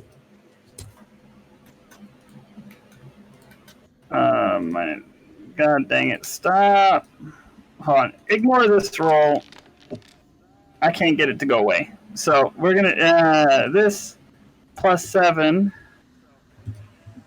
to hit. All right. Click. So Dirty 20. Yeah. That'll hit. All right. So he's got 1d4 +4. Wrong. He should for an unarmed strike. Nope. 1d8. He has a 1d8. D8. 8 +4. There we go. All right, He's click. a monk with unarmed fighting style. 11 on the first one. You see that the armor itself doesn't protect from impacts like that, and has a pretty good effect on it. Cool. So we're gonna blow You it. can tell he's weak to this. I'm sorry. What? You can tell that he is weak to this. Okay, he's weak to our fists. Okay, so we're gonna use a key point to flurry of blows. Which will give you 2 more. 2 more. So we're gonna roll 2 more. All right, first one. Uh, 16 to hit. That will not hit. All right. Hold on. There you go. Another dirty 20. Will hit. All right, so we've got another D8 +4 to hit for damage. Roll for another 6 bludgeoning. That will do 12. So that is 132. Voila. All right, good job, kid. High five. All right, And that brings us to not.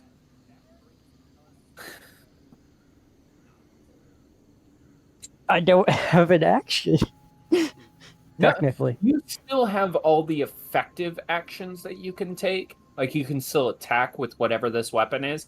You just don't have, like, Divine Smite or Divine Sense or anything like that. Yeah, because once it started attacking, does he see that this is an undead? You can't see it all. You just know there's combat happening in front of you. Okay. Well, the moonbeam is shedding light. Yes, but he doesn't have vision of the moonbeam. Okay, yeah, Just like you don't have vision, well, you do have vision because of this torchlight. So if I go forward, I You would now have see. to move one more square to move to be able to see. So You now I now can see it. everything.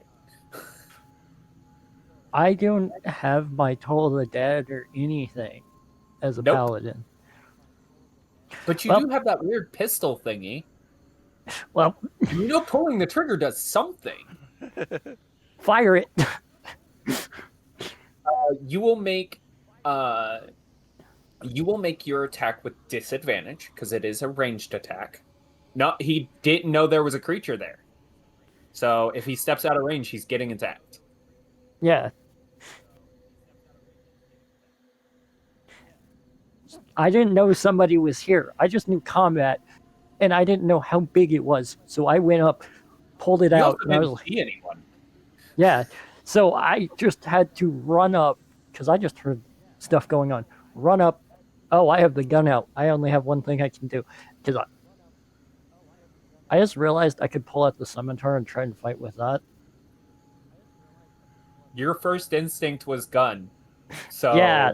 I need a ranged attack.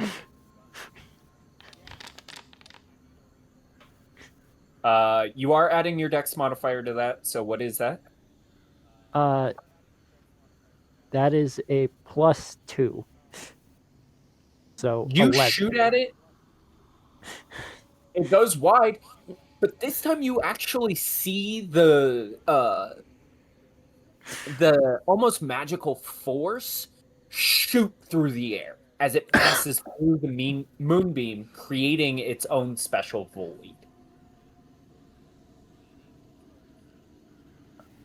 So you know it has a projectile to it. You just can't see its projectile. I believe as a paladin, you should have a second attack. You do have that feature as well. So you could Okay. fire again. With this, I know I lose my class. Do I keep my paladin levels? You do keep your paladin levels, yes. Okay, I reset myself back down to paladin level 1. No. You keep Okay. your paladin levels. I will explain this better when we have a moment we can sit down and discuss how this works. But for the moment, just use all your stuff as they were before Okay. without any of the added features other than the like extra attack and your HP. Yeah. Fire it again. Okay. Disadvantage? Because you're in melee range?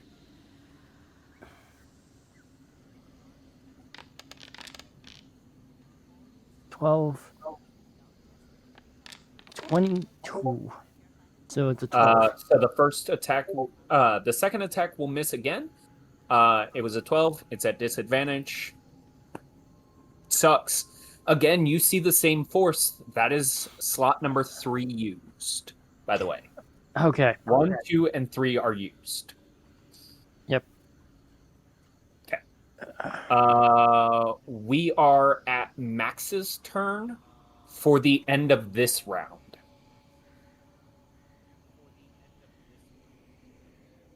Am I not at the start of the beginning of the next? You are at the start of the beginning of the next, so you'll get 2 back. You have just an action, so all you can do is attack. I would have to move closer in order to attack. Your daggers are ranged weapons. You can throw your daggers as ranged weapons.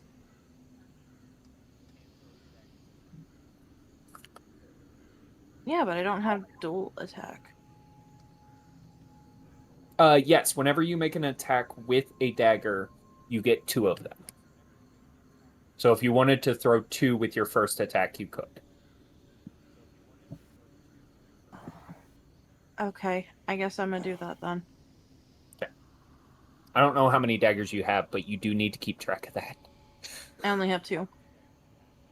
I would say Boris would have given you an extra 2.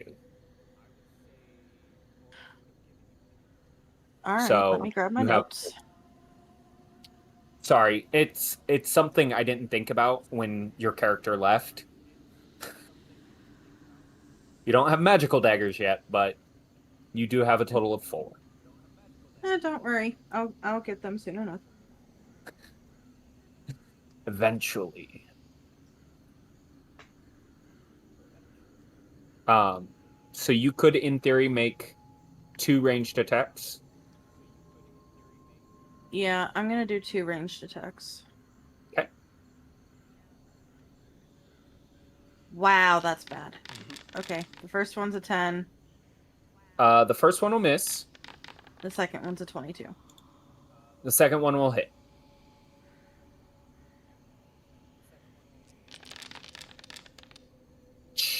Jesus.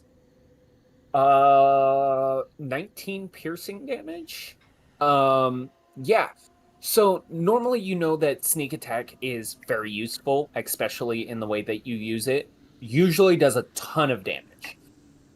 This one does not have as much behind it. You feel like the way plate armor works and the fact that it's a skeleton, you're not hitting anything vital. So it's not working as well as you'd hoped. So it is going to end up doing half damage, which will be 10, which will bring us to 122. Okay. You are at the top of the next round as well, though. So you could fire off another 2 attacks and still have your bonus action and movement speed.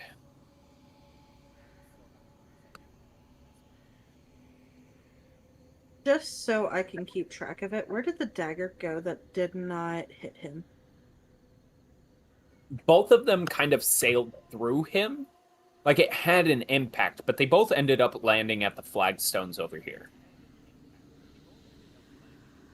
You would have to be like right here in order to pick them up. Oh, I'm just making sure I write it down, that way I could remember to pick it up later.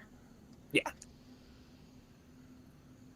I am going to, against my better judgment, move into melee range.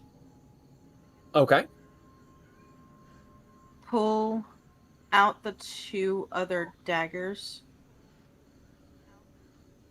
and attack Okay. with them. All right.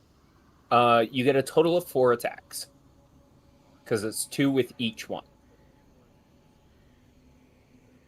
It is it's a dagger specific attribute that you have.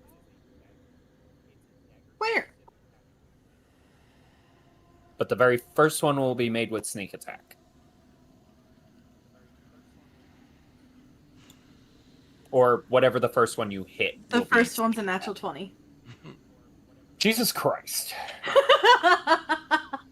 Well, good thing this thing is fucking resistant to the first one. Well, all of them, technically. Oh, wait, no. That's a lie. The first one is nullified completely.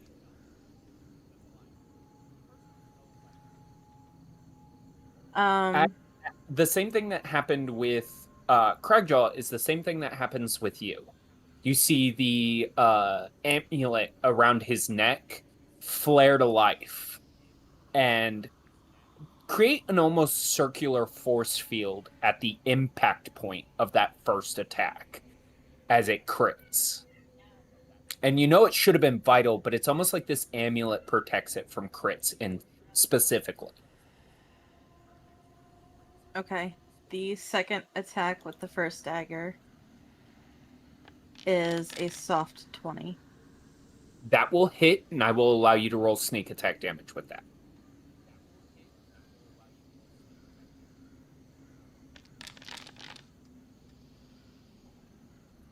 Okay. 18. That will be halved to 9.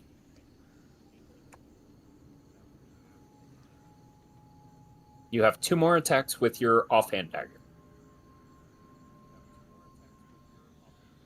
And then with that one, it is also going to be a soft 20. That'll hit.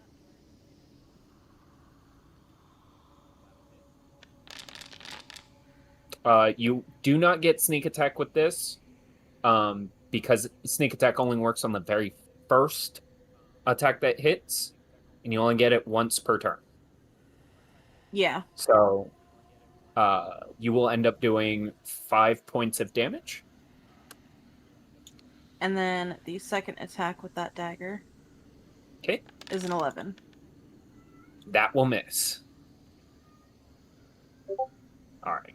And that's where we're going to go to the giant skeleton. I need a dex saving throw from all 3 of the people in front of him.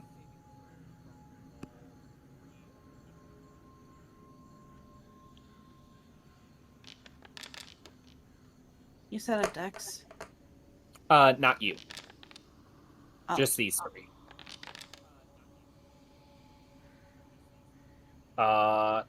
Thank you, Ash.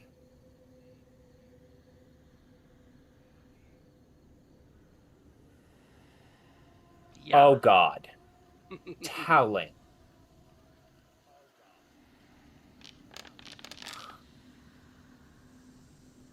Okay. Not and Cragjaw, you guys are gonna take half damage. I need another D8. That's a D12. That's a D10. That's a D10. Jesus, maybe I should have done D12s. They're easier to find.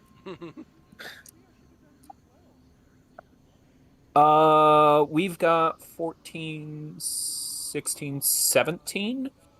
Ben's gonna take 34 points of slashing damage. The rest of you are gonna take 14, 17 cut in half. That's gonna be 8 points of slashing damage as he rips the axe from one wall to the other and embeds it in the wall next to Fen, nearly cleaving him in half.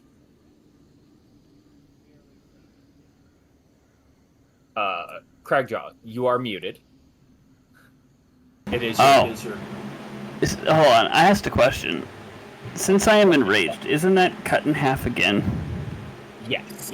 It would be cut in half again. So I took 4, and he took 36. That's 34. brutal. Yeah, 34, that's what I meant. That's how much life he has left, is 39. Okay. Alright. Cragjaw. Inris? Actually, I'm enraged, I can't do that. I can't cast spells while enraged. Correct. Cool. Well, I'm gonna hit him for 4 times with my claws. Or try to, anyway.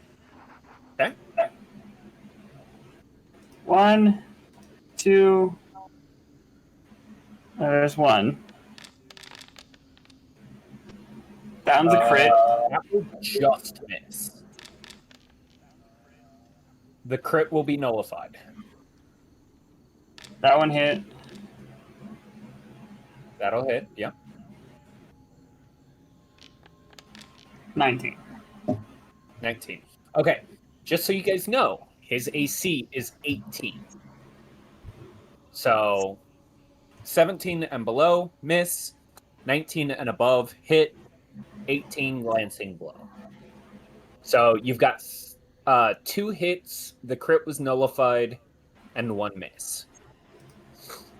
Once again, that crit, right, what you know should have been a instrumentally crucial blow, ends up causing the amulet itself to flare up and protect itself. That's a total of 17 slashing. Okay. Nerf cut in half to like 8. 10, 8. No, 9. 9. Or, yeah, it'd be 9. Yeah. That'd be 9. Okay.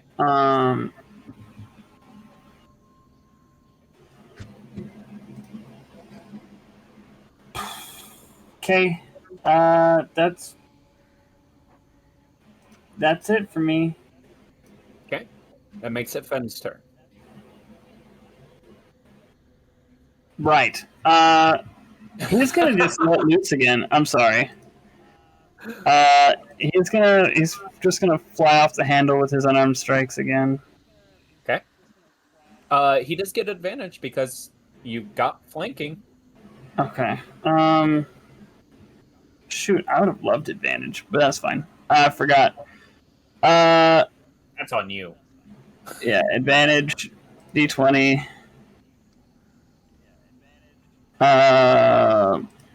Plus 7 to hit. 18 on Lancing blow. key point to do it again. He's got 1 key point left.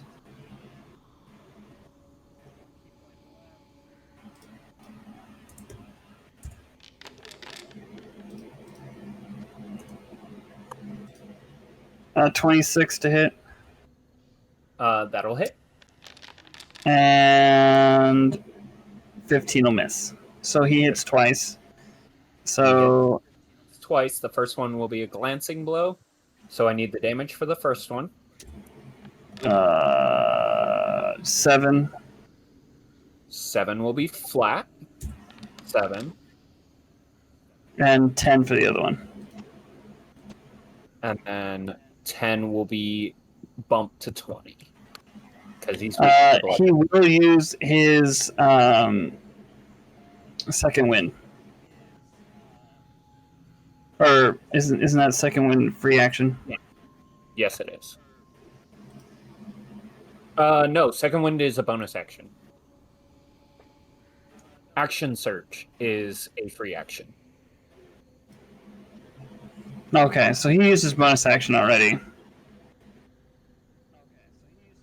He's already used his cure wounds earlier.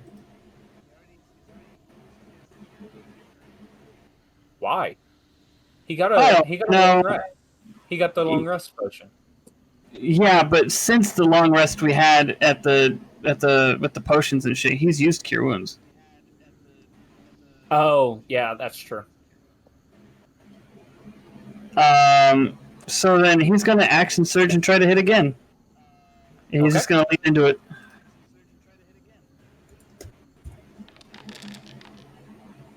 Uh, 26 to hit again. That'll hit. Plus 4 for another 12 damage. There you go. It's starting to look rough.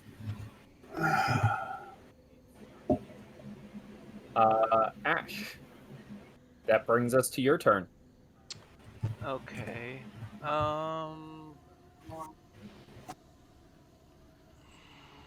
You know that you can't see it from here. Right. I will. But you can tell it's still alive. Like here, I could see half of the token. Yeah, but from the I can what's move up. going on and the people, Yeah. now you don't have vision at all. Oh. Ah! You would have to move to here to get vision again. Oh, okay. It's weird. Now you can see again. It's only when you do not have visible light Okay. that you do not have vision. Okay.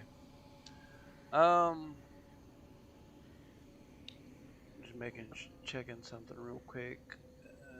Does not require it. Okay. I am going to try and I'm gonna still, keep concentrating on keeping up Moonbeam. It's not gonna do anything until it gets back to his turn again. But I am going. I guess it would take up my action. I'm going to try and do the thing I asked you about. Okay. Knowing how that works, I need. I can probably. Where is it though? I can. Let me see if I can put it in the chat. It's down here somewhere. There we go. That should put it in the chat there. Oh, okay. So for telekinetic, you can only use it to shove. Oh, really? Yes, it specifically says that you can only use telekinesis to shove.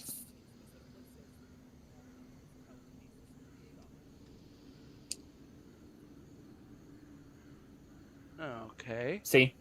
As a bonus action, you can try to telekinetically shove one creature you can see within 30 feet of you. When you do so, the target must make a strength saving throw or be moved up to 5 feet towards or away from you.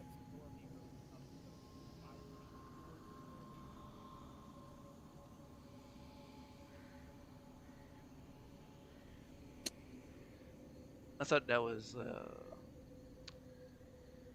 I thought like that was meaning like that's something else you could do with that telekinetic. Nope. It is the only action available to telekinesis through telekinetic. Okay, well that sucks. But it is something you can do indefinitely. You could try and shove him. Yeah, no. Instead, I am going to cast Starry Wisp on him. Okay. That did everything all at one A time. 26 will hit. And it is a total of 8 damage. Did it? Okay, it did. Yeah, it rolled your damage. It did 4 radiant, a 1 and a 3. Okay. I was just making sure it did. It was supposed to do 2 die 8. I was just making sure it did 2 die 8. Yeah. You got really low numbers. Yeah. Okay. Kind of shocking, but it. I think you still have your bonus action, so. Oh yeah. Bonus action. You could try it again. Yeah, I guess. Yeah, I'll do or that. you could action and do it. If you have a different spell you want to use for your action instead. Yeah, not really. Oh, well. Yeah, I'm just gonna do it again. Okay. Roll to hit. That'll hit. Alright. Roll damage. There we go. A little bit better. No, Kaya. It does damage on his turn. It will do 16 points of radiant damage.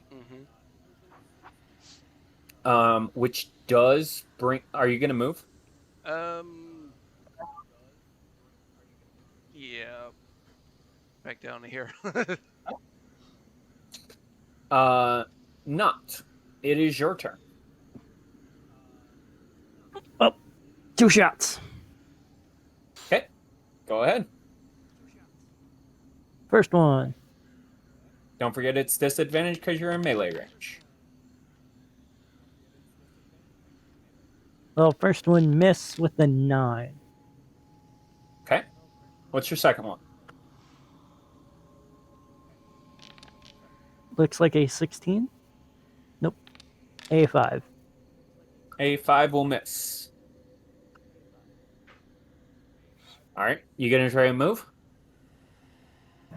I'm still in melee range. If I move backwards, I'm gonna get hit. Yeah, well, fucking if you stay in melee range, you're not gonna hit it. You know what? Screw it. Yeah. Alright. Everybody make a dex save as not moves away.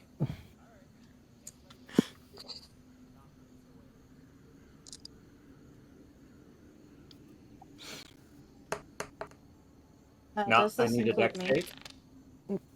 Nope. Everybody in front of him. Ash, you. My bad. You wasted a nat 20 on that. I'm sorry.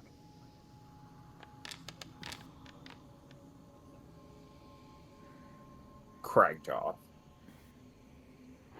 Cragjaw. The disappointed dad voice. Cragjaw. That's because even still he takes half damage. So yeah, I still need a dex saving throw from Not. Dex save. 18. 18. You will take. Everybody will take half damage because Cragjaw is raging. So Okay. everyone will take 10 points of slashing damage. Yes, that is already halved. Cragjaw, you failed your saving throw, so you don't get to half it again.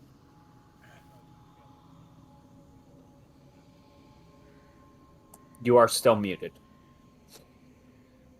I am muted, but that's fine. I was already putting in the damage and stuff. Max, please.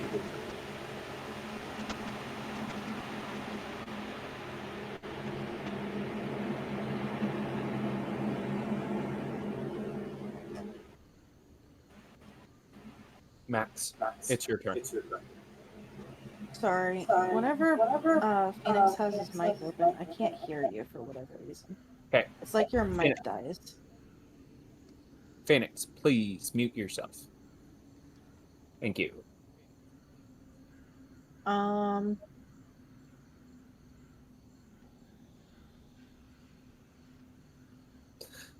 gonna try a different tactic and unarmed strike it. Okay. Like hit it with my hand while my dagger's in it. So that is going to be a strength-based melee attack. Okay. Keep in mind, before you do this, you cannot sneak attack with an unarmed strike.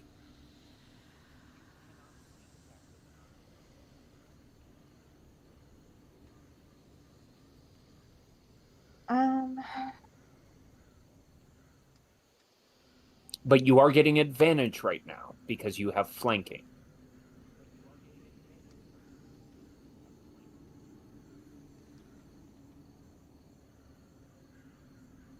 I am just gonna stick with my daggers then. Okay. So I'm getting advantage. Yes. From Cragjaw and Fed. Okay. And because of them, you're getting your first hit that actually lands will get sneak attack.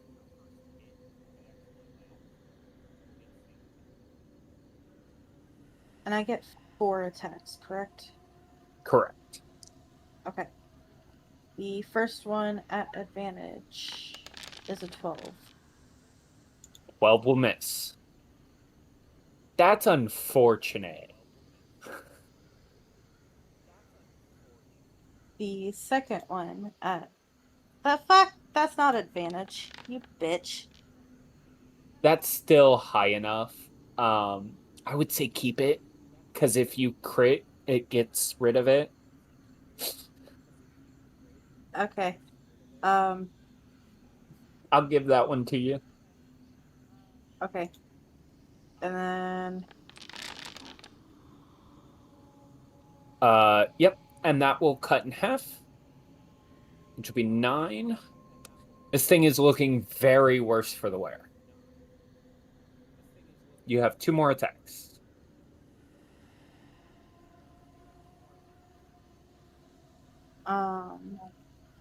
The third one at advantage. Pocket crit. Yep. You'll see that same almost yellowish white light block that attack. And then the last one is a 17. 17 will miss. Just barely skates by its armor, hitting a kink in it, just deflecting it off of him. At the start of his turn, Ash, what's the damage? Ouch. Perfect. It only had 13 HP left, but as you know, with undead, they typically have what's called undead fortitude. The more powerful the creature, the more easily they can trigger it. This does not work during hitting it. So it actually pierces through, forcing its way into its body. And you see it disintegrate this kind of darker ethereal force. Alan, mute yourself. What's that? Mute yourself. Sorry. You see it rip through this dark ethereal force. And as it burns away this dark shadow that exists, you see the bones begin to diminish. They don't disintegrate like they should. They actually just diminish. becoming smaller and smaller to about the size of a normal person. You notice that the bones themselves begin to change, and you see that the amulet itself shifts the metallic armor to almost leather-like reinforced robes. These look like priest robes, as if somebody corrupted these bones themselves to become something far worse. And that is the end of combat.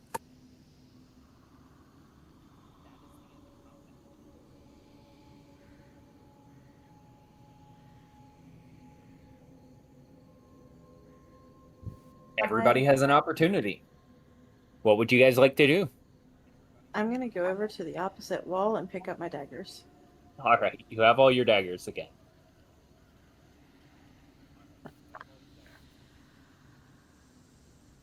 Cragjaw, you're muted. I would assume, as I'm coming out of my rage, I would make a comment, like in character, that I feel like it would be a safe assumption to assume that Big and Ugly here is the priest we're looking for. Is it Dad? Yes. It Where are appears the so. bones? Right here. Can I investigate them? You can do your best. I need a history check from Cragjaw to tell if these are the right bones, and anybody who wants to roll an investigation check to see if these are the right ones can do so. Because I don't have. I rolled a 5. I don't have the ability to do a religion check. 8. Damn. You guys aren't certain. As a group, collectively, you're not certain. But taking a little bit of time, Max in particular is the one who kind of discovers it on the back of the amulet that kind of prevented you guys from critically damaging this guy.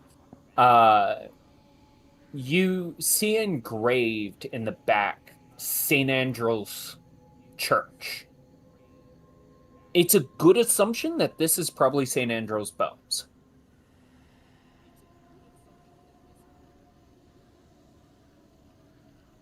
At that, I'm gonna start picking up the bones and putting them in my pack.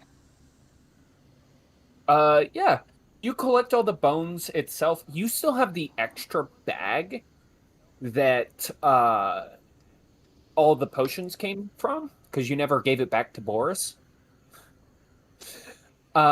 It's big enough. It could probably fit all the bones while keeping them separate from your normal stuff. I'm gonna do that. Okay. And then I'm gonna fast track us on the way out, unless anybody has any other actions here. Nope. Anybody want to do anything before you leave this area?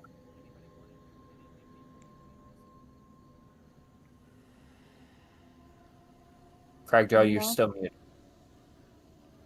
I'm aware. I'm dealing with my child. Yeah, there's...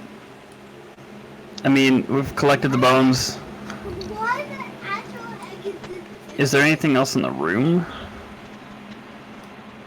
Like on the desk or anything that he's apparently leapt from earlier that I didn't see? Mute yourself. He crashed through this table.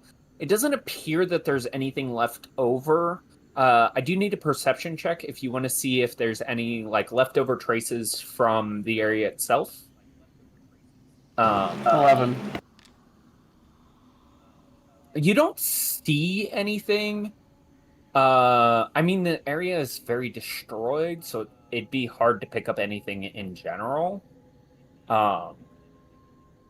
This appears to be the only thing that was left over in this area.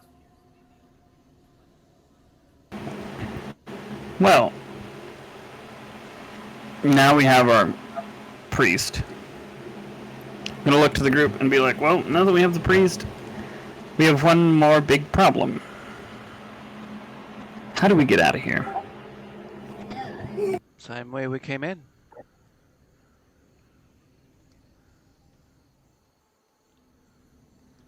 You guys are all going to go back to that area and try to investigate it? Try to go back up the slide. Okay. Yep. That's the only way we know that we can get out of here. I'm going to move you all. Hold on, not. I just want approval from Max before I do so. I honestly was gonna go back in this room and look at the teleportation circle again. Okay. Do me a favor, roll me an Arcana check. The rest of you, I'm gonna move you over here, unless you're gonna go with her. I'm gonna wait outside the room where the teleportation circle is as they're traveling across.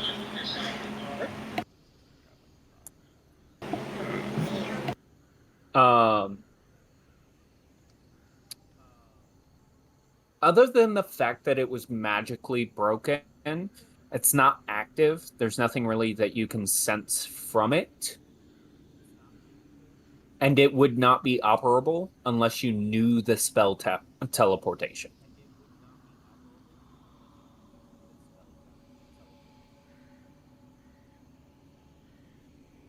She's just gonna look defeated and then go back down the stairs back towards the party.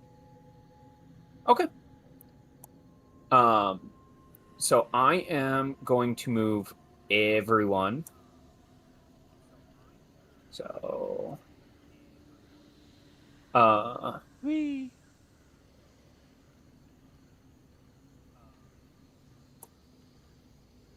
oh God, where am I sending you guys?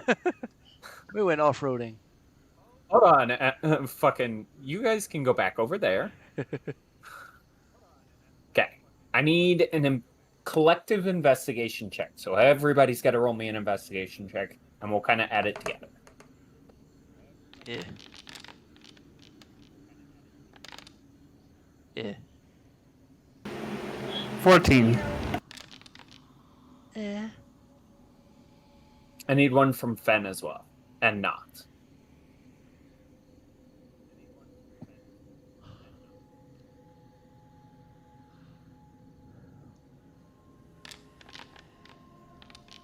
Nine.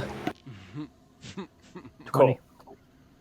Collectively, you guys managed to find the small stone switch that slides this whole wall as a unit over. You guys are able to make your way back up to the area that has the Getrog monster cave on it. This is going to bring us here. I promise I will get you guys. And this is actually where we're going to end the night.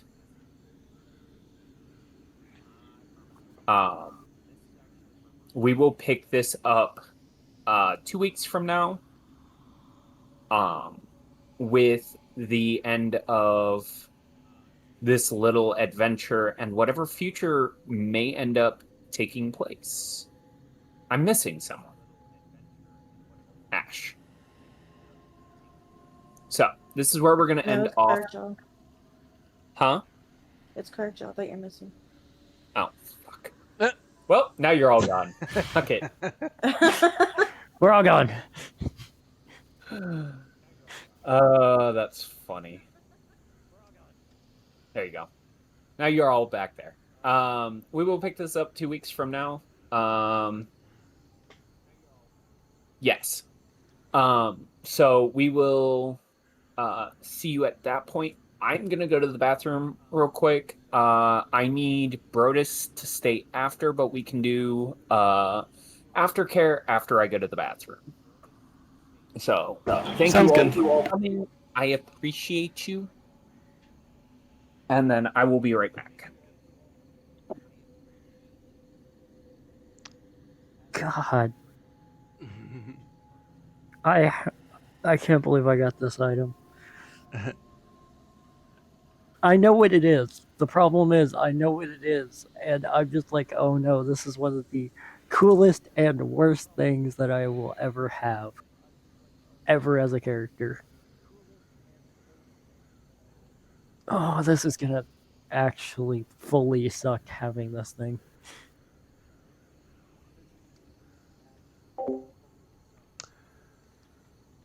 Well, I am And I going didn't ask to the go ahead question and for end it. my stream. Thank you all for coming out, watching. Thank you, Nitro, for the raid. And I did want to give a special thanks to Nitro for last week, the subs and everything. Thank you very much for that.